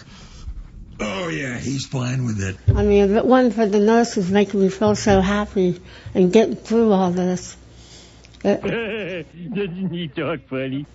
I wouldn't be standing here talking to you. Emily asks if the lady who donated the face died of cheeseburger overdose. That's right up our alley. Yeah, I mean, maybe a little. All right, if I was her and I got, again, they rushed her back. It might look better in 1 year. They should have sat on this and just said, you stay inside for a good year. Yeah, just say everything's going good, or show her from the nose up and go, see, look at how well it's taking. Okay, we're still working on the mouth a little bit. You can't just parade her out when she looks like a Muppet or something like that. That is not cool. Yeah. Not cool at all. Like the lady that had the other one, the French lady that had the face transplant who had been attacked by the dog. At first, hers looked expressionless and weird. She was always making O-face. And now when you see her, it looks relatively normal. But back then... Yeah, it's true. What up, Recessa Annie? Everything's going to be okay. She looked less real than a blow-up doll originally, and now she looks, okay. I saw those recent pictures, and she has really come a long way. Yeah, it's really This woman is not going to, because they did such an awful job. I think she will. I think maybe a little, but I think they're going to have to go back and give her the Kenny Rogers special, on the lower half, a little tuck, a little pull. It borders on miraculous, the surgery they did, and we're accusing them of doing a poor job of not trying hard enough. Two things went wrong. The doctor did not do a good job, and the person who donated the face had to have been just a real disaster to begin with. Whoever donated. I hope the family of the donor isn't listening. They are. Because here they do something incredibly generous and wonderful. Well, in donating that, I hope the person gave their permission, and then we're accusing their deceased loved one of dying of cheeseburger overdose and giving away an ugly face. Well, now that's horrible. The first part of that is not true. A listener emailed that, so. God, we would never be that callous. We'll take a break. It is the Free Beer and Hot Wings Show. Now at WGRD.com. 97.9 GRD, Grand Rapids Rock Alternative. It's the Free Beer and Hot Wings Show. You can remember it's brought to you by Wendy's. Stretch your dollar. You can go to MichiganWendy's.com for coupons today. Mixed clouds and sun, scattered thunderstorms later, 72 the high. Remember, we need your emails if you want to join us for WWE SmackDown and ECW Saturday night. Van Andel Arena. That's going to be an awesome event. We've got ringside seats. You'll be going with me, Hot Wings Joe, and our friend Leno Kelly. I bought tickets the day they went on sale because I had to make sure I got the best prime seats. So I bought 4 tickets for my friend Craig, his daughter, my daughter, and myself. And you guys got better seats than I did. And you didn't have to pay. I had to pay $200 for those seats total. That sucks. We could have taken your daughter in that extra seat. Oh man, she could have written a nice essay. She made her sign yesterday. Yeah, I'm gonna make Free Beer's a homo. I'm gonna put a sign together that says Free Beer's a homo, just so you can see it. How will I know which one's you? That's the question. Yeah, you can send those to Free Beer and Hot Wings at hotmail.com.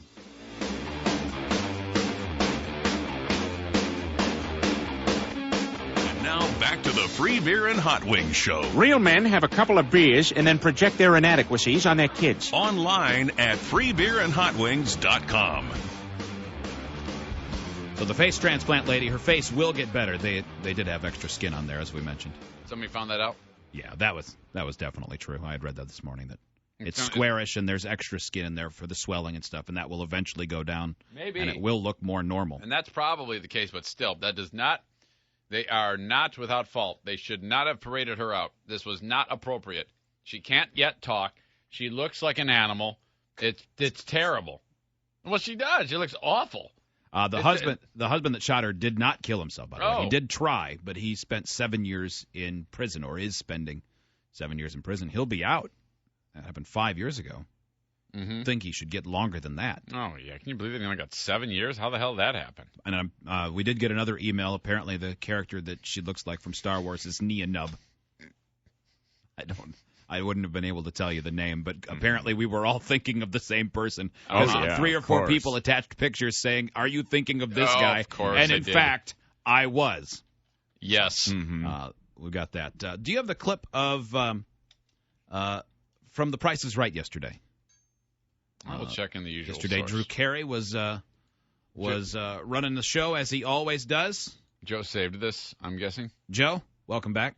Hey. It was a YouTube video. We might have to get to it. We might get to it a little bit later. Thank you. I'm back. How's your neck? It's a little burnt in 4 little places. Is it really? Yeah. Can you see them? I can't. Marissa said that there were 4 red burns on me. Pube face, can you see them? You're in there. Mm-hmm. Yeah, you can see red spots. Yeah. All right. Yeah. She hit me once or twice, so. Did she? She clearly enjoyed it and felt no guilt. No, I think she felt guilt, but she still did it. She started to feel badly? She was a good soldier. She was. Yeah, she did feel bad. 1-800-947-3979. There's a number of things you can see on the front page of freebeerandhotwings.com, including Tommy Lasorda falling asleep and looking incredibly decrepit in an interview. You can also see the 100 best movie lines in 200 seconds. That's not something we played on the air, but it's actually a pretty cool video to watch. It's divided up like the first 25 are single lines from comedy movies, and then the next bunch are from drama, sci-fi, and some of them are the lines you'd think of. Other of them you'd maybe wouldn't be the one that you had picked. Okay. Whatever it might be.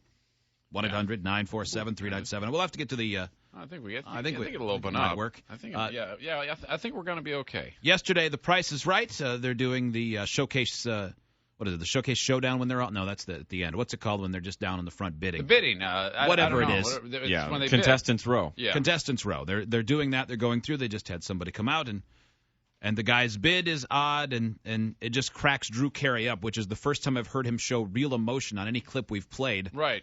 When we've talked about The Price is Right since he's been the host. For bids, please. Here comes the lovely Gwendolyn with the next item up for bids, Drew. It's a beautiful diamond pendant. It's the worst announcer in America. Yolanda, what do you bid for that beautiful pendant? 2,500. 2,500. Leslie. 1,450. 1,450. Carmi. 2,700. 2,700. Michael. $69. $69.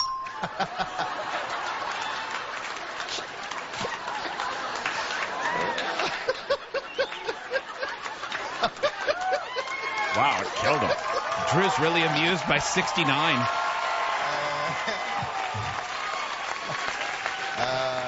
And this is funny because it's a gynecologist. Actual retail price. Wow, that's hilarious. $999, Michael. And he won. All right. Hey, Michael, for the show. What's it say on the back? His name is Dr. Bummer. Michael Bummer. He's actual name, Michael Bummer. We were talking at the commercial break. And, Michael, you're a gynecologist from Pittsburgh. That's true, Drew. From Pittsburgh. From Pittsburgh, Pennsylvania. And if you're not laughing right now, something's wrong with you. What do we have for Dr. Bummer, Rich? How about a new Jeep? That's it. I don't know why it cracked Drew up so much. I don't either. And you know the guy made all that up. You know he's not a gynecologist from Pittsburgh named Dr. Bummer. No kidding. It seems very unlikely. Yeah, we but talked. You know he told his friends on the way there, I'm totally going to get on and bid 69. You're right. I'm surprised he didn't say Dr. Vagina. Oh, is that really your name? Yeah, it is. Oh, it is. Yeah, I mean, it's weird. Drew Carey, world-class comedian, cracked up to the point of being barely able to continue the show by a man using the number 69. It's a little surprising.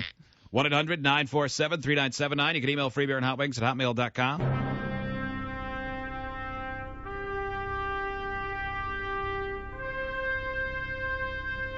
Here's what Hot Wings thinks. Hot Wings. What Hot Wings thinks. Free beer, Zane and listeners. I was pretty sure I was done being mad at AIG and their seemingly constant poor decisions, but news came out yesterday that proved that to be incorrect. Okay.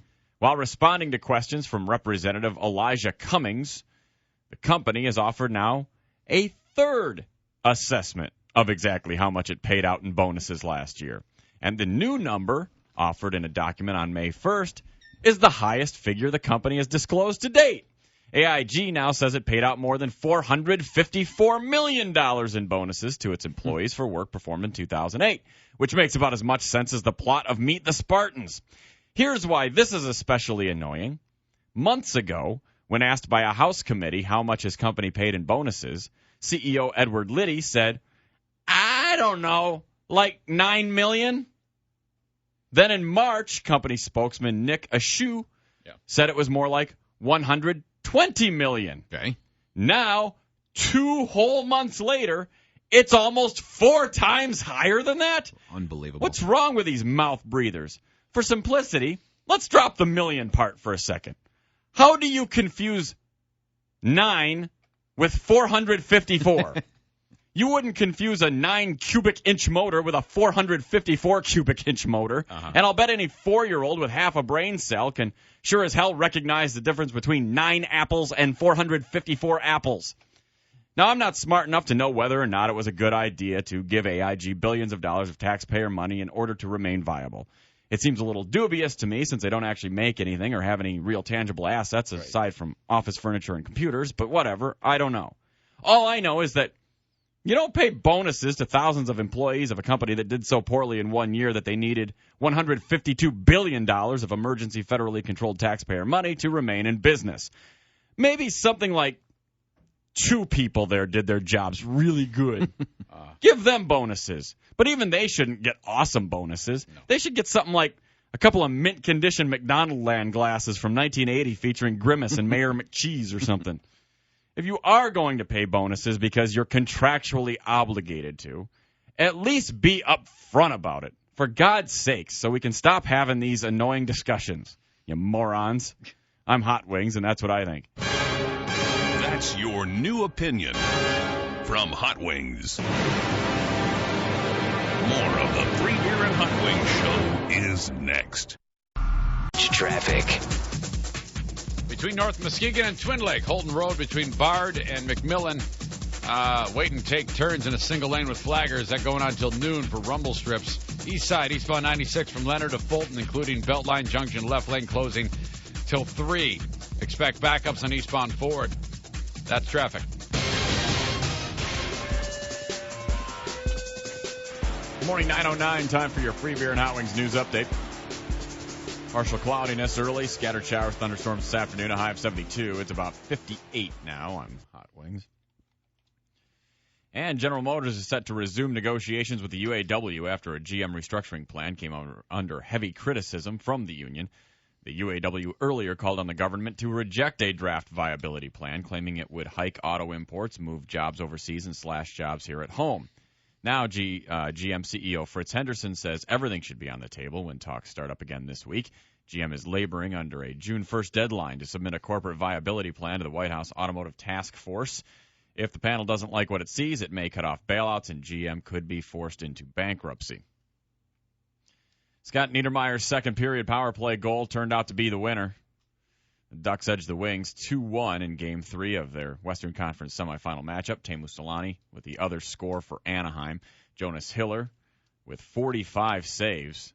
So it's not like the Wings aren't getting shots, man. They just are not going in. Henrik Zetterberg with Detroit's lone goal. Marian Hossa with a goal, kind of, but not really because the whistle blew dead just as the goal or the puck was going into the goal. Wings kind of got hosed on that one by a bad call. I mean, no one set out to cheat them. The referee did what they're trained to do, but it turns out that with 90 seconds remaining in the game, they had the game-tying goal that should have counted when you have the benefit of slow-motion replay. Yeah, just really bad luck in that particular case. Sure is. That top line with Datsuk and Zetterberg, Holmstrom needs to get going and shut down. Saying on the paper that needs to pick up a little.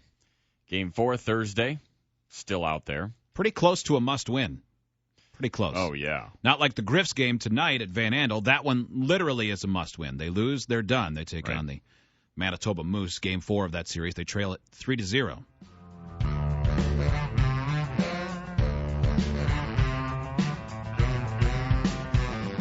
And now back to the Free Beer and Hot Wings show. Bend over and assume the position, you little monkeys. Online at freebeerandhotwings.com. Coming up a little bit later on, if you're one of those people that spends a lot of your day on Facebook, or even a small part of your day, there is a scam that is on there. Well, I would say it's a scam. I guess technically it's not a scam because they tell you what they're going to do, but there's a... You know how they put a lot of little things on there that you can do in Facebook? You might fill out the list. Maybe I hate them. Yeah. Pick out your favorite music, whatever it might be. Stop sending them to me, please. This one is an IQ test that some people are taking. Mm-hmm. And it is a scam, but a lot of people are not reading it carefully, and it's costing them money. And scam in the sense that it tricks you into spending money that you don't want to spend. Oh, boy, see, I already know what that is. They tell you they're going to do it. And I don't know how people do it because they ask you for, like, information, and you go, no, Yeah. Because I'm always up for taking, like, some goofy IQ test. I think they're always fun. You know, I mean, if it's like a 10-question thing or whatever, you go, oh, yeah, I'm a genius after 10 questions. Okay, you know, Right. it's a little fun to answer trivia. But as soon as they start asking me for stuff about me, I don't do that anymore. Mm-hmm. We'll tell you about that coming up a little bit later on. But Mother's Day comes up this weekend, as we all know. And by the way, we got to play that Mr. T song. Yeah, it's pivotal. It's a Mother's Day tradition. Also, on Friday before Mother's Day, we're going to do the phone topic, I wish I didn't know blank about my mom. We'll turn the harmonizer on for that one. How about the word everything? You wish you didn't know everything about your mom? How about anything?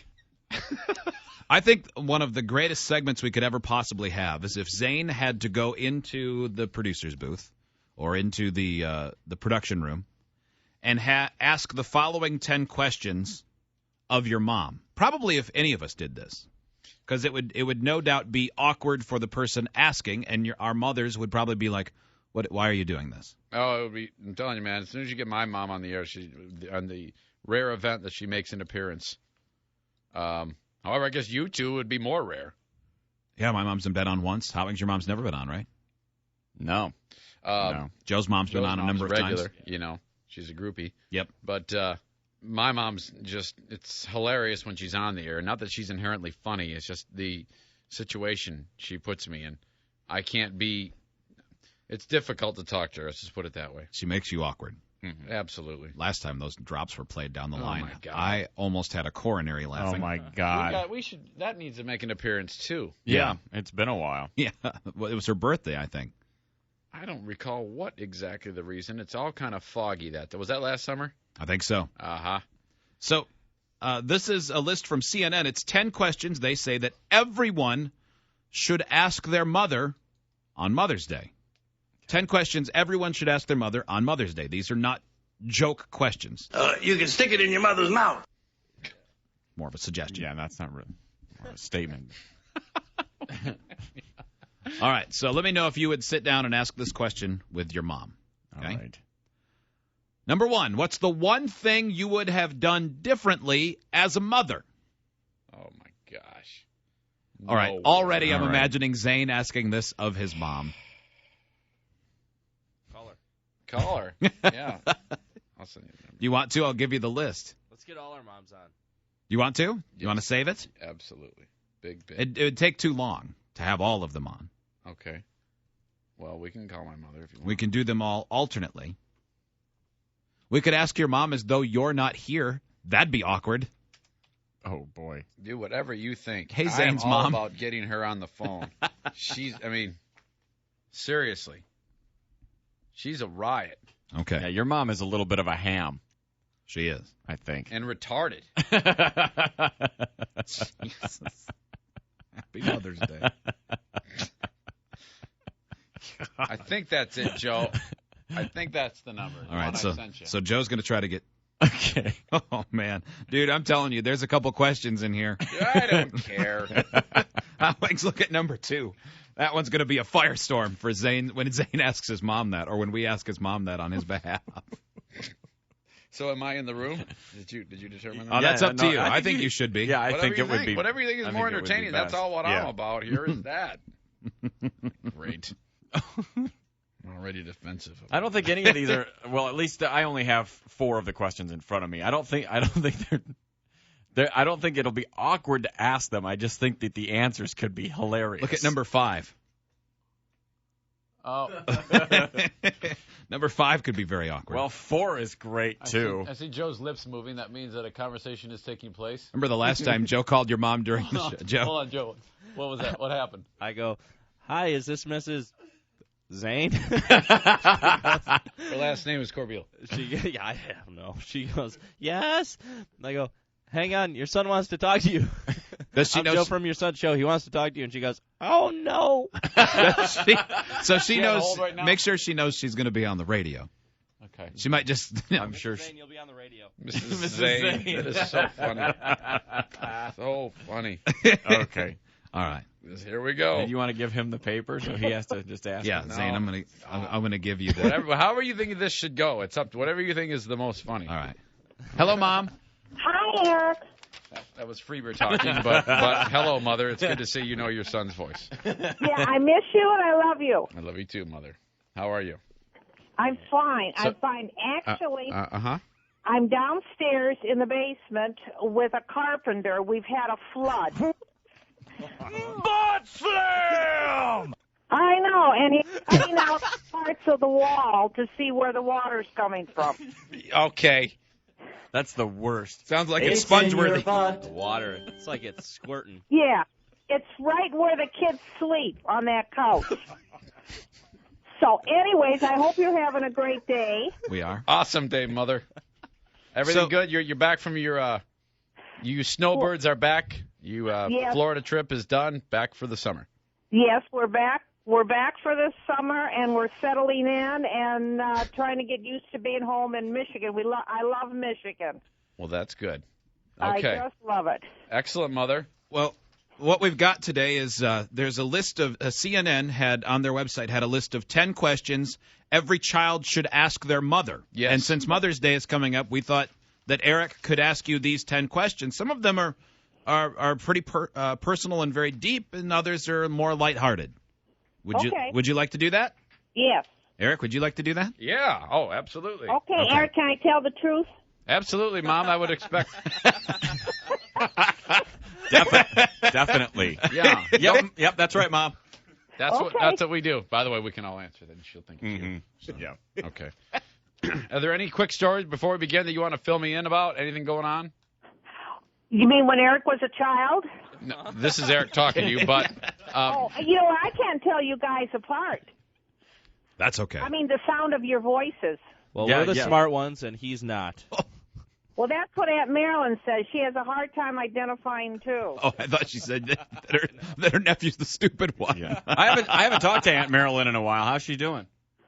One day at a time. Yeah. Yeah. That by the way, that was Hot Wings. Yeah. She misses you. She'd like to see you. Yeah, I'd like to see her, too. So we're coming to visit beer. you. She tells me when I go to see her, she wants to come to your house. Awesome. We'll bang around a while. Yeah. So was Eric a good son? Excellent. He was a son in the true sense of the word. He was full of joy and expectations and anxieties. Do you think? What the hell is that supposed to mean? Well, nothing has changed except for the joy and happiness. Yeah. He's still filled with anxiety. What was he filled with? Oh, that's what you call it. Okay, Ma, here we go. All right, 10 ready? questions. You ready, Ma? Yeah. Okay, question 1. What's the one thing you would have done differently as a mom? What is the one thing that what? What's the one thing you would have done differently as a mother? The one thing I would have done differently as a mother, I would have listened more and loved more. I mean, I thought I loved as much as I could. Oh, but no, that's okay. Well, yeah, you did a fine yeah, job. listened. I think the answer would I should have listened more. Okay, we'll take that. That's a very neat answer. Yeah, that's I bet a okay. lot of mothers could learn from boy, that. I just saw number 2. Okay. Yikes. Okay, knowing the history, this ought to be fun. Oh, boy. You're trying not to laugh. No, they're laughing because you see, Mom, Greg and Chris and Joe, well, I don't know if Joe knows it, but Greg and Chris definitely know the question here, and so they know that this is going to be awkward when I ask you. Ooh. Yikes. Why did you choose to be with my father? Because I loved him. Okay. And I wanted to be with him forever. Okay. All right. Kind of weird, but better than I thought. Yes. Better than I thought. I thought that was going to go worse, Mom. I actually did, but you handled that well. Well, the beauty of that was how comfortable you were asking. Okay. Mm-hmm. All right, Mom, question 3. You're doing great. You are doing great. In what ways do you think I'm like you and conversely unlike you? Oh, that's easy. Okay. You're very much like me in your sensitivity. You're very much like me in your thoughts. And the second part of that question, how how you are unlike me. Your temper. Oh, that's crap. You had it. Remember when you hit me with that wooden spoon?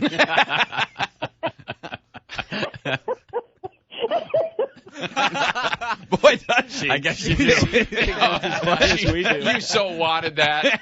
She hunted me down and cornered me and bashed me with that ladle. Oh, it was great. In those days, you could discipline your children. You're not like that today.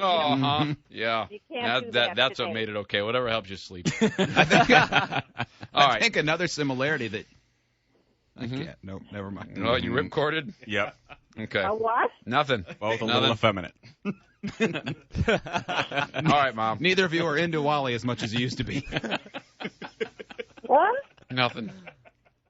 Nothing. I'm home alone, honey, so don't worry. Oh. So be free. Dear God. I'm downstairs in the children's playroom. I ripcorded, then changed my mind. Yeah. No, Ma, it's cool. Ma, Glad you did. Ma, don't sweat it. It's cool. Just ignore that. What the hell? Hold on, Mom. Which Mom. number are we on? Yeah. All right, this is number 4. Which of us? Number 4. Which of us kids was your favorite? Ooh, that's a good one. You have 4 boys. Right. Michael is about 50. Paul is about 48. Jim is about 42, and myself. Okay. I'm 21. You know, I can't answer that because you're all my favorites. Okay. I don't think any parent would answer that question. Yeah, there's just no answer for that. And you, I think it's impossible. Liar, whore, you know it. What? I don't know what that was. That was a technical difficulty. That was the oldie station. They bleed in sometimes. Yep. I think so. Mm-hmm. All right, Ma. Here we go. Just let us answer this. Can you say that Zane is definitively one of your favorites? He's one of 4 of my favorites. Okay. Okay. You're in the top That's 4. right. Mm-hmm. Or bottom. Yep. Or bottom 4. Yep. All right. Question 5, Mom. You are doing so great. Is there anything you've always... Ooh, this is rough. Is there anything you've always wanted to tell me but never have? I guess it could be rough. Anything you've always wanted to tell me but never have? Yes. Oh. Okay. I always wanted to tell you I would like to spend quality time with you, but I didn't want to interfere, with the home life. Oh, yeah, well, you've said that before. It's clear. Oh, have I? It's clear. You make a very strong effort all the time to spend quality you mean time. Something. Oh, so okay. So the question would be something personal, like Yeah, like when I was born, I had 2 penises and you had one removed. Yeah. Yeah, Right. like I've got a wooden legger and I never wanted to. Okay, Right. How about? You're into women. If you said that, if you told me that. I can't think of anything. Okay. Something, because I told you everything. There you go. The one thing you thought of is very nice. I mean, who doesn't want to hear from Mom? I want to spend more quality time with you. That's very good. Yep. If only through osmosis that had gone over to your former husband, a.k.a. my dad. This is an impression of my dad. So, Eric. Yes, Dad. How many kids you have? 3, Dad. The oldest one's 7. How many kids do you have? Do they play soccer? Yeah, Dad. You were at one of the games. Oh, that's right. Thanks, Dad. I think he gets you mixed up with Jim. By the way, no more non-Catholics are coming to any more Catholic functions. You told me that. I am sick and tired of them complaining about kneeling and homily and saying that the wine is unsanitary. I've had it. So if you're non-Catholic, you're not coming to the first communion. That's the end of it. You told me that before. The complaints about the whole service being in a language they speak on Earth. Yeah, Really? Yeah, Dad's into this wacko hocus pocus speaking in tongues BS. Hocus pocus. Well, just invite him to the party afterwards. Right? Yeah. No. He's not coming. He doesn't even know. Zane's impression of his dad has turned into Armenian Stockdale. Yeah. Where am I? All right, Mom, here we go. Question number 6. Okay. Do you think it's easier or harder to be a parent now compared to when you were raising the family? It is 100 times harder now than when I was raising the family. It was financial. When I was raising a family, being a single parent and trying to take care of you children. Now it's tenfold harder because it takes two parents. Okay, so money is the thing. Mm-hmm. You used to work at Shunky's jewelry store, didn't you? Part-time, yeah. Part-time. Mm-hmm. Mm-hmm. Okay. And then, He used to give, and did he ever give you a raise? Oh, yeah. In the back room? He was fair. He was fair. What about a pearl necklace? Yeah, because the jewelry store. Hello? Hang on, Ma. So a clown just walked in the room. You guys are trying to blow me off. No, we've talked about Shunky before and his pearl necklaces and trombone playing and all that. So. Yeah, well, he died. Mm-hmm. Oh, jeez. And did he give you a rusty trombone? Did he what? He was a thicker gentleman. What's the next question? Hold on, Ma. Okay. Just hang on here. We got to regroup. Okay. All right, Ma. Question number 7. Is there anything you regret not having asked your parents? Anything I regret? Yeah, this is kind of weird. Some of these are pretty deep thought questions that if you haven't thought about it. Anything I regret that I didn't get from my parents? No. Is there anything you regret that you never asked your mother or father? Yes. Oh, okay. Many regrets, Eric, in as much as we were not allowed to ask. Yeah, they're very Believe it or not. strict. Yeah, that's the way it was. Children could be seen and not heard. Okay. Yeah, that's pretty old school. There was a distance in the emotions then, wasn't there? Exactly. Yeah. Exactly. I know the answer to this one. What's the best thing that I, Eric, can do for you right now? Oh, yeah, that's a no-brainer. You come and see me. Come and see you? I'm sorry, I was distracted by Hot Wings holding a V up to his mouth and sticking his tongue out. Why, he knew that was the answer? He sure did. Yep. Okay, he Mom. Sure did. Okay. All right. Come and see you. That's the answer. It was not Hot Wings' answer. Nope. Maybe you guys could go out for some fish. Now, have the other guys called their moms? Not yet. Not yet. They're going to compare the answers? Mm-hmm. I think that's a good idea. It is a good idea. Yep. Okay, Mom. We have 2 more questions. Is there anything you wish had been different between us, you and I, or anything you'd still like to change?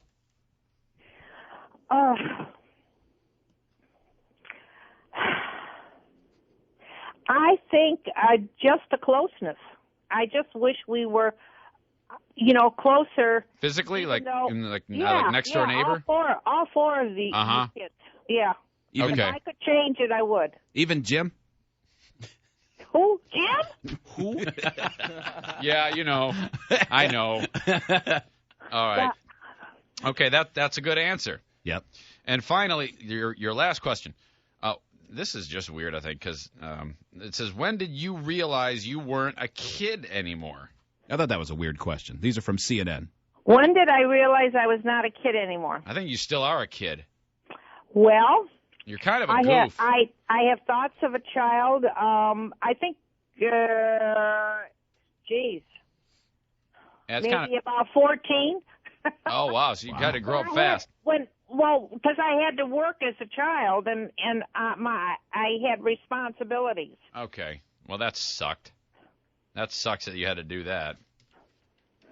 Start working like that. It does. All right, Mom. That's it. That's all we got. Do we got anything else for That's it. That's it. Thank you for taking time and talking to us. Yeah. Well, yeah, listen, you guys call me sometime. No, for sure. Oh, we will. Yeah. We will. Okay. And I gotta. Hey, Mom. We're all coming over next weekend because we got that big reunion. I got my high school reunion, so the girls are gonna be with you and Wally. Jim's gonna go over to Brad's house. Okay, but tell Jim that his grandmother hasn't seen him, and she needs a visit. I got to see him though. Okay. Yeah, this is gonna be. Yeah, we will drop him off, and you guys will spend quality time. Okay. Okay, Mom. Love you. I love you too, Mom. Okay. Bye bye. Okay. Bye. Bye. You about killed me. There was several dramatic moments throughout that. Well, a round of applause for you for putting yourself out there. You're not kidding. Talk about a great example of show code. You had to feel like you were stomping eggshells the whole time. Oh my gosh! I'm glad she's hard of hearing, man, because there's pearl necklace jokes and there was a bunch, man. Right off the get-go, she starts telling us about the renovations going on downstairs. The carpenter. There's plumbing. You hear it's in the butt. Oh man, am I nervous? I'm telling you, man, I would have wrecked. If I were you, I would be sweating right now. Oh, I am. Just man. from the remnants. My pits are soaked and my nuts are completely stinky. Walton writes from Surf 98.3, wow, I don't think I've laughed this hard listening to the show, maybe ever. Keep up the great show. Oh, my gosh. Oh, that was so funny. I like the defensive maneuver of somebody funny just walked in the room. That's why I'm cracking up. Yeah. Oh, that's the oldie station. It's wonderful. Clown. Yeah, the clown. There was a clown in here. Because we all think clowns are so funny. We'll take a break. It is the Free Beer and Hot Wings Show. 97.9 GRD, Grand Rapids Rock Alternative. It's the Free Beer and Hot Wings Show. We mentioned earlier the WWE SmackDown is coming to Van Andel Arena on Saturday night. We've got ringside seats, and we have an extra seat for you if you want to join us. But you got to send us an email telling us why you should be in that seat. We'll be selecting that on Friday morning before the end of the show. Free Beer and Hot Wings at hotmail.com. You'll go with me, Hot Wings, producer Joe, and Golden Throat Len O'Kelly, friend and world's best song ramper. Mm-hmm. Oh, from yeah. our sister station That's at a Oldies. fact. So we'll be going to that. If you want to go, send us email telling us why you should go with us. Freebeerandhotwings at hotmail.com.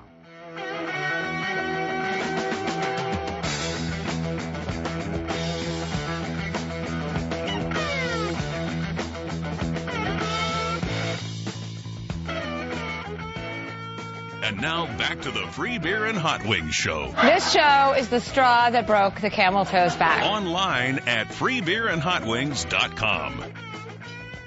Tomorrow, Dumber Than Zane Trivia presented by Cat Footwear. A chance for you to win a lot of money. $2,400 if you can beat Zane. That is tomorrow. Also tomorrow, I'm guessing, if for those who may have tuned in near the end, we'll probably revisit conversation with Zane's mom. Oh, God. Boy, that is a wonderful sport. I'm actually tired. Mm-hmm. From laughing. What an interesting dynamic, because I'm so on the defensive wow, that is work. I bet it is. I bet it is. I like seeing you conflicted. You're torn because you're the sound effects guy. Mm-hmm. Yeah, I'll definitely. And you can't help yourself. You have to throw them in at opportune moments, no matter who's being talked to, even your own mother. I see you internally conflicted, which is press the button. Fun. Press the button and then cringe at what the sound. As though someone else did it. You're like, oh. I think kind of it is someone else who did it at that point. Yeah. So you guys are all on Facebook, not super often, but enough that you have an account and you maintain it and you do communicate with other people. And you're not into doing it for the quizzes, like which movie star would you be or what car are you most like? Well, I don't know what they are. Oh, there's a million of them. So many. But there is an IQ test on there that some people have been burned by. This from a website we've found that we like a lot of stuff on called The Consumerist. This is the website that broke a lot of the information about those people that did all the gross things to the Domino's food in North Carolina in that video. By the way, that woman has a couple of people have done follow-up stories with her, and she has reported that she has had trouble finding a job, after she did all that gross things. What? Really? Oh, my gosh. That is so sad. Well, there's something that certainly a lot of people would consider a scam, though I guess technically it's not a scam. It's just kind of cheating what they do. It's an innocent enough looking IQ test on Facebook. I don't use Facebook hardly ever. I have, so if you've ever sent a friend request and I didn't approve you, no offense. But so I've never seen this quiz until I saw the story. But from what I understand, if you use Facebook regularly, you've probably seen this. Hotwings, you said you've seen it, right? Yeah, and I don't, I'll check it like once a day just to see if anybody did anything interesting. But I wouldn't call myself a heavy user by any stretch. But I've seen it a million times. So you've seen the ad, okay? Yeah. Oh yeah. It's an IQ test. It's called it says Mind Quiz. It has a picture of an open book And then one of the questions they have is a triangle with a bunch of triangles inside, and it says, how many triangles can you see in this? That's an example of one of the questions. So what you do is you take the test, and at the end it asks for your cell phone number. Now, a lot of people are just entering it in like, oh, I want to know what my IQ is. Yeah. Wait a minute. At that point right there, who the hell does that? I don't know, because I've done that before. Because every now and then you'll be on there and you're just bored or whatever, and so you try some of their quiz. They have like as Freebeer mentioned, they have like take the 80s quiz, take this quiz, take the Simpsons quiz. Same know, people? and so it's not the same, but you can take those easily. But there's a link to on almost all of those where it says, take this IQ test. Your friends so-and-so took it, and these two people took it that you know. Are you smarter than them? Well, I want to see if I am. And you click it, and like Freebeer said, you do the questions, and then it says, for the results, type in your cell phone number, and they will be texted to you. And I go, no, I don't think so. Right. I'm not giving you my cell phone number. Okay. But a lot of people do it because they just think, oh, it's on Facebook. And they're Facebook's stupid. free. Yeah, they And are. they're dumb. They are clearly They're dumb. stupid people. Dumb and very naive. Well, or naive. In very, very fine print at the bottom of the page, stuff that we are all trained not to read. I mean, really, when you sign up for new software, when you download the latest edition of I agree. of Next. whatever, Continue. I have never read any of it. iTunes, I agree. Scroll down. Next. The worst thing is when you have to click something so that you acknowledge you read it, because I can never find that because I didn't read it. Summary of terms. This is what the fine print says. The website has enlarged it so it's large enough to see. Summary of terms. Welcome to the official mobile IQ quiz. After completing the mobile quiz, we will calculate your score and ask you to enter your cell phone number to gain access to your IQ results, as well as a mobile content subscription. Depending on your carrier and cell phone manufacturer, the mobile content may include ringtones, games, wallpapers, or fun text messages. This content will cost as much as $19.99 per month and will be sent automatically to your cell phone. If you would not like to sign up for the subscription content to your phone to see your results, simply click the Get Results link on the cell phone entry page to view how you did. So there is a way around it. But you know what I did when that happened? All I had to see was subscription. Well, hell, all I had to do was give us your cell phone number, and I just closed the box. I didn't say yes. I didn't say no. I didn't circumvent anything. I just went close. Right. Start charging you somehow? Screw you. If you enter your cell phone and click return, you're going to get an extra $15, $20 on your bill. On your cell phone bill? Yep. Yeah. my gosh. It's no different than when they do that with magazines. And it says trial subscription. I hate that. And then you continue getting it forever at the most ridiculous, exorbitant price, unless you contact them and say, please stop sending it. Which is not easy, and that's the thing. Whenever I go to any store, especially like there's a music store I go to, and they ask me, "Hey, pick 3 magazines. You get 4 free months free for each of these. No thanks. Or 4 weeks, 4 issues free." And I'm like, you know what, dude? I did this once. It was a nightmare. It was an absolute abortion. Yeah.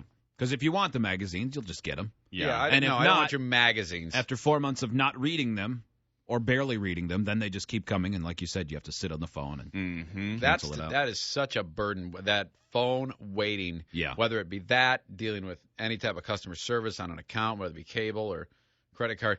Oh my gosh, what a huge hassle. And it's bad enough when it's for something you actually want, like cable or your telephone. But man, when it's for something you don't want, you're just trying to get rid of it, like a magazine or some stupid internet thing to your phone. Oh God, please. The only thing I do now is I'll hit speakerphone and leave the phone and just clean the kitchen, be online. Yeah, that's what I do too. Watch the dog, whatever. Yeah. Anything but just sit there and wait for them. Yeah, I hate that. I hate waiting. Coming up, a Brett Favre update. He's coming back to the NFL. Maybe. Most likely. Probably. Certainly seems like it's towards probably and most likely. That's for sure. We'll give you that coming up in a moment. We'll take a break. It is the Free Beer and Hot Wings Show. Dumber Than Zane trivia tomorrow. $2,400 on the line. We'll play that at 8 Eastern, 7 Central. You'll have a chance to win some cash. That's on the way. Got any football music?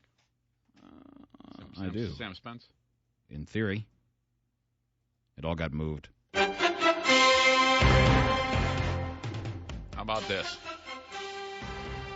Looks like the ageless wonder, well, mostly ageless until last year, the graybeard, Brett Favre, may be coming back for one more season. Mm-hmm. He's got a meeting scheduled with Packers rival, the Minnesota Vikings. Mm-hmm. It had been rumored that he wanted to get into the NFC North in order to raise some hell against the Packers for the way he was, in his eyes, sent out of town by Ted Thompson, the general manager. You know, it seemed weird when he left. There was always a looming specter of his retirement, and then when it did finally go away, it almost seemed like the Pack was sick of him. Mm-hmm. I think so.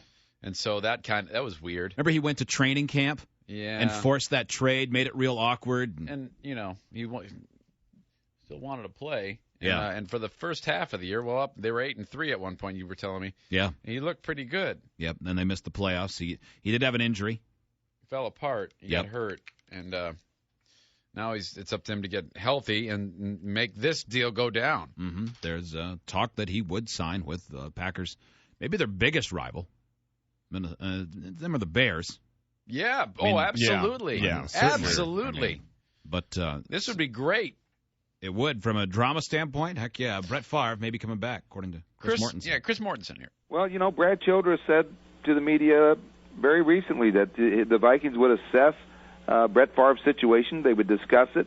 And I think this meeting is a big step forward in the assessment. And they're certainly going to want to see where Brett's health is. Remember, he had a partially torn biceps muscle at the end of last season, did not have surgery. What's the healing like? How much can he commit to in terms of mini camps and organized team activities?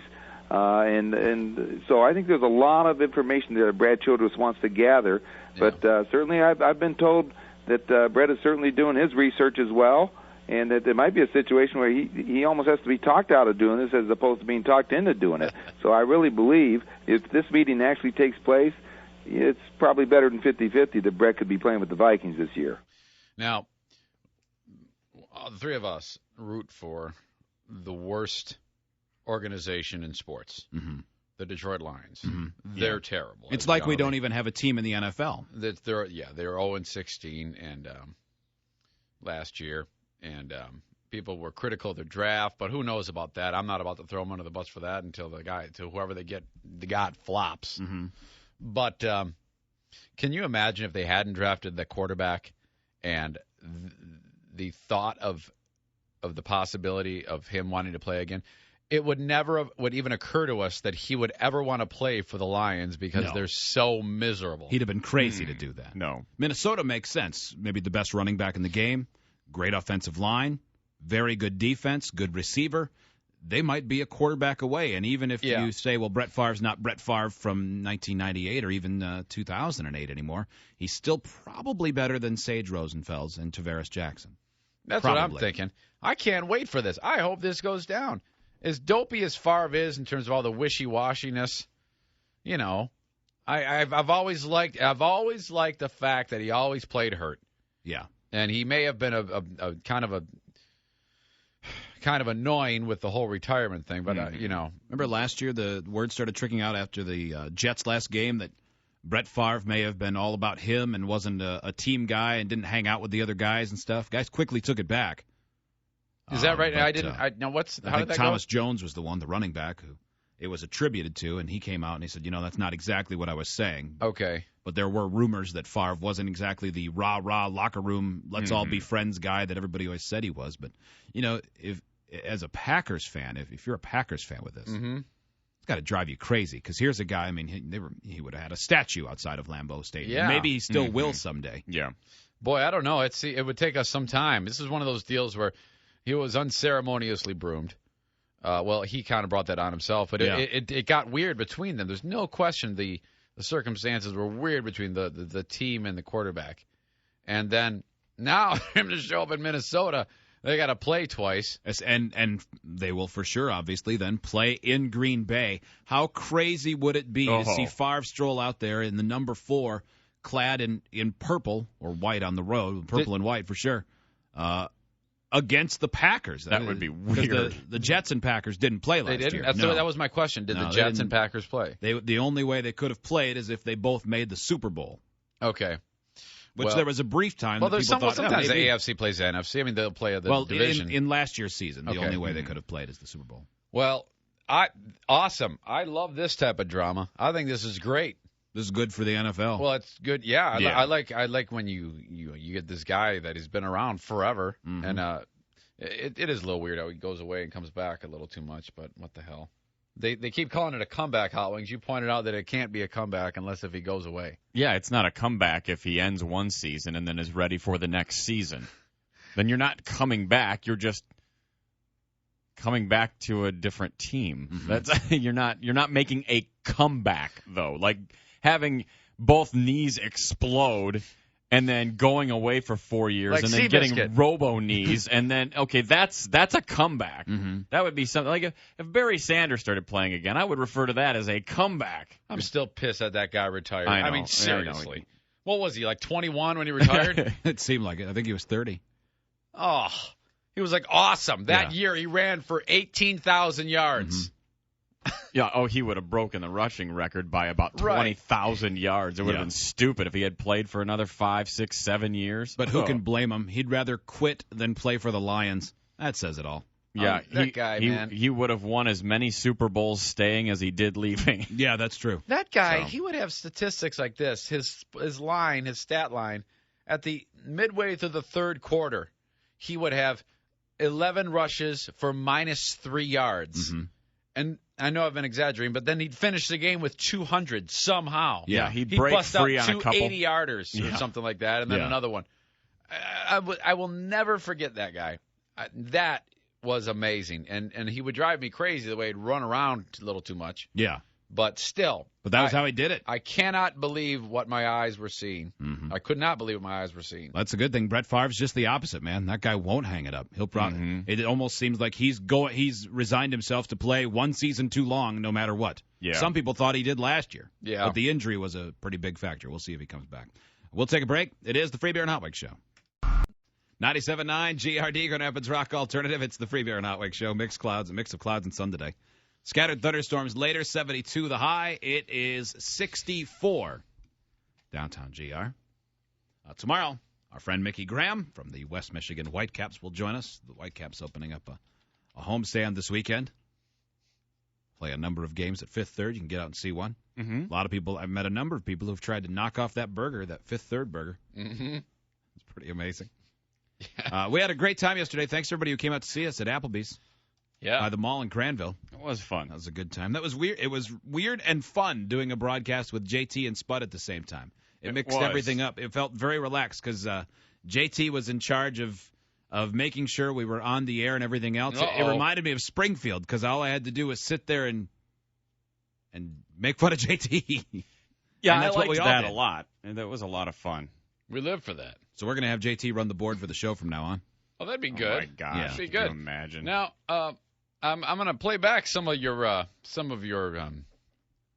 talking on the radio, you guys, while you were at Applebee's. This one picks up talking about the ratings. The Grand Rapids ratings for radio came out yesterday, and JT was on cloud 9. Yes, this is how we roll. Yep. I'm excited to be on the number one show. JT just told us he is no longer ratings poison. He is now, in fact, number one in his demo. Yeah. JT, why don't you tell us what you're doing differently now? Break it down. Okay, here's what I'm doing differently. There you go. In a nutshell. That was pretty good. Yeah. Well, look at you go. Congratulations. I know. Now the knocks on you are just ugly and creepy. Yeah, you can tell Zane no more, dude. Yeah, he was talking off the air before he went to Applebee's. He goes, "You guys can't make fun of me. I'm no longer ratings poison. Look at these numbers." He gave me some ratings, and it indicated that apparently everybody's listening to JT's midday show. And I go, "Well, JT," I'm thinking to myself, it's no coincidence that maybe it's because we're on a little longer each morning. And some of that residual after 10 a.m. because your swath of time is 10 a.m. to 3 p.m. And perhaps maybe that has something to do with it. We're taking credit for his upswing. Yeah, when did he start having Spud come in earlier? Yeah, that must be it. And then Spud coming in earlier. So basically, and then you sandwich in between the times that he's on the air, the 18 seconds of talking he does in between each in 1 hour between the songs. Clearly, that's why they're listening, to hear 18 seconds of JT every hour as he weighs in on topics. Yeah, that's right. I, JT, need my chocolate. Chocolate. And I'm looking over the shoulder of her, hugging her, and I look over and I go, yeah. That's why they're listening. It's weird him doing better and resulted in him still getting kicked in the clock weights. That is weird. That has to be awesome. But, that's all fine. Congratulations, JT. Well done. I'll tell you why they were listening. It's because of his witty repartee that he brings to the table that shows the world, hey, don't forget about me. I'm the guy who knows how to have fun. Nobody his age is hipper, I'm telling you. Mm-hmm. A parking lot. You're going to see this huge tent set up tonight, 5 o'clock. The party gets underway.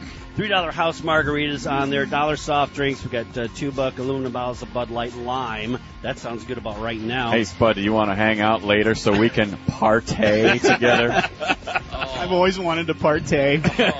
What's the 411 on what's going on up in his house? JT, give us more lingo. That's a record. The break almost made a minute before I was attacked. That's right. I almost made it a minute. That was a whole record here. Unbelievable. Everyone under 40 snarled when you went, hey, yeah. partay. Yeah, make sure you put on your Spuds McKenzie T-shirt and head out to Applebee's this afternoon to partay. Bring your MC Hammer cassettes. You guys are killing them. It's awesome. All right, I quit.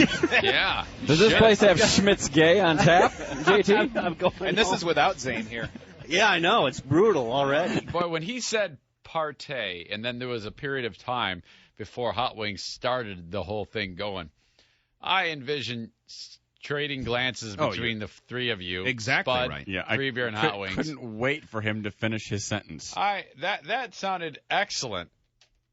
JT's funny when he's on because he's been in the business plenty long. He's past the point where nerves would be a factor, but and I'm not saying he was nervous, but he developed a couple things that seemed like nervous energy manifesting because we were sitting around a high top table next to the bar in Applebee's, and we had said beforehand, JT, we're guests on your show, you're in charge. That means you start, you finish. Right. That's We'll just kind of goof off in the middle. So the music is fading for whatever song is playing, and then he says, hey, 97.9 GRD, we're at Applebee's. Hey, Free Beer and Hot Wings show is with me. And then when it is over, all right, we're going to wrap it up for now. I'll be back with more. We're going to take a break here on 97.9 GRD. Exactly. And you're just kind of filling in the spots in between. Exactly. Yeah. So we were doing that, and there were several times. In fact, one of the times on the air, we actually said, "What are you doing? Are we still on the air? Is this live?" Because he'd be talking and go, "Yeah, so come on out. We got Cinco de Mayo today, all sorts of specials." And then he would take a drink of iced tea. And we'd be like, what? Dave Fox used to do that too. It would drive us crazy. Are we off the air? Yeah, we're like, what's going on here? How parched can you be? Yeah, he's terrible. He's absolutely miserable. He's the worst DJ in America. It was fun though. We had a great time. It was fun. Had a very good time. Well, good. I'd have to do it again. That was interesting that all of you together. That really hasn't happened. We had a couple of events. I think we were all kind of there. It's rare that we're all on the mic together, though. Yeah, it sounded good. Maybe that's happened a couple of times. Yeah, it was fun. It was a lot like what I would imagine a staff meeting to be. When was the last time we had a staff meeting at this radio station? JT runs it. What is that? What happens at those? I'm actually delighted that we don't have them. No, yeah, JT, never again. You know how you stop trying? Keep doing that because that means no staff meeting. You stopped. Nobody wants to sit through those dumb things anyway. They're all pointless. Forget it. When we want pointless, we'll go to the Employee of the Month meeting. Oh boy. I like those actually.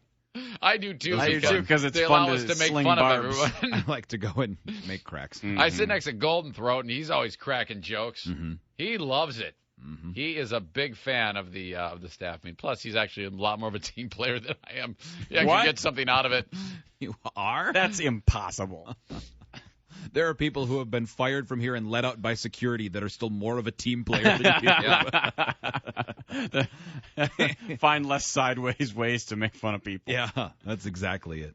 Well, JT's in next. It's time for the #1 midday show in all of Grand Rapids. Yeah, that's right. Yeah, that's right. Take that. 97.9 GRD.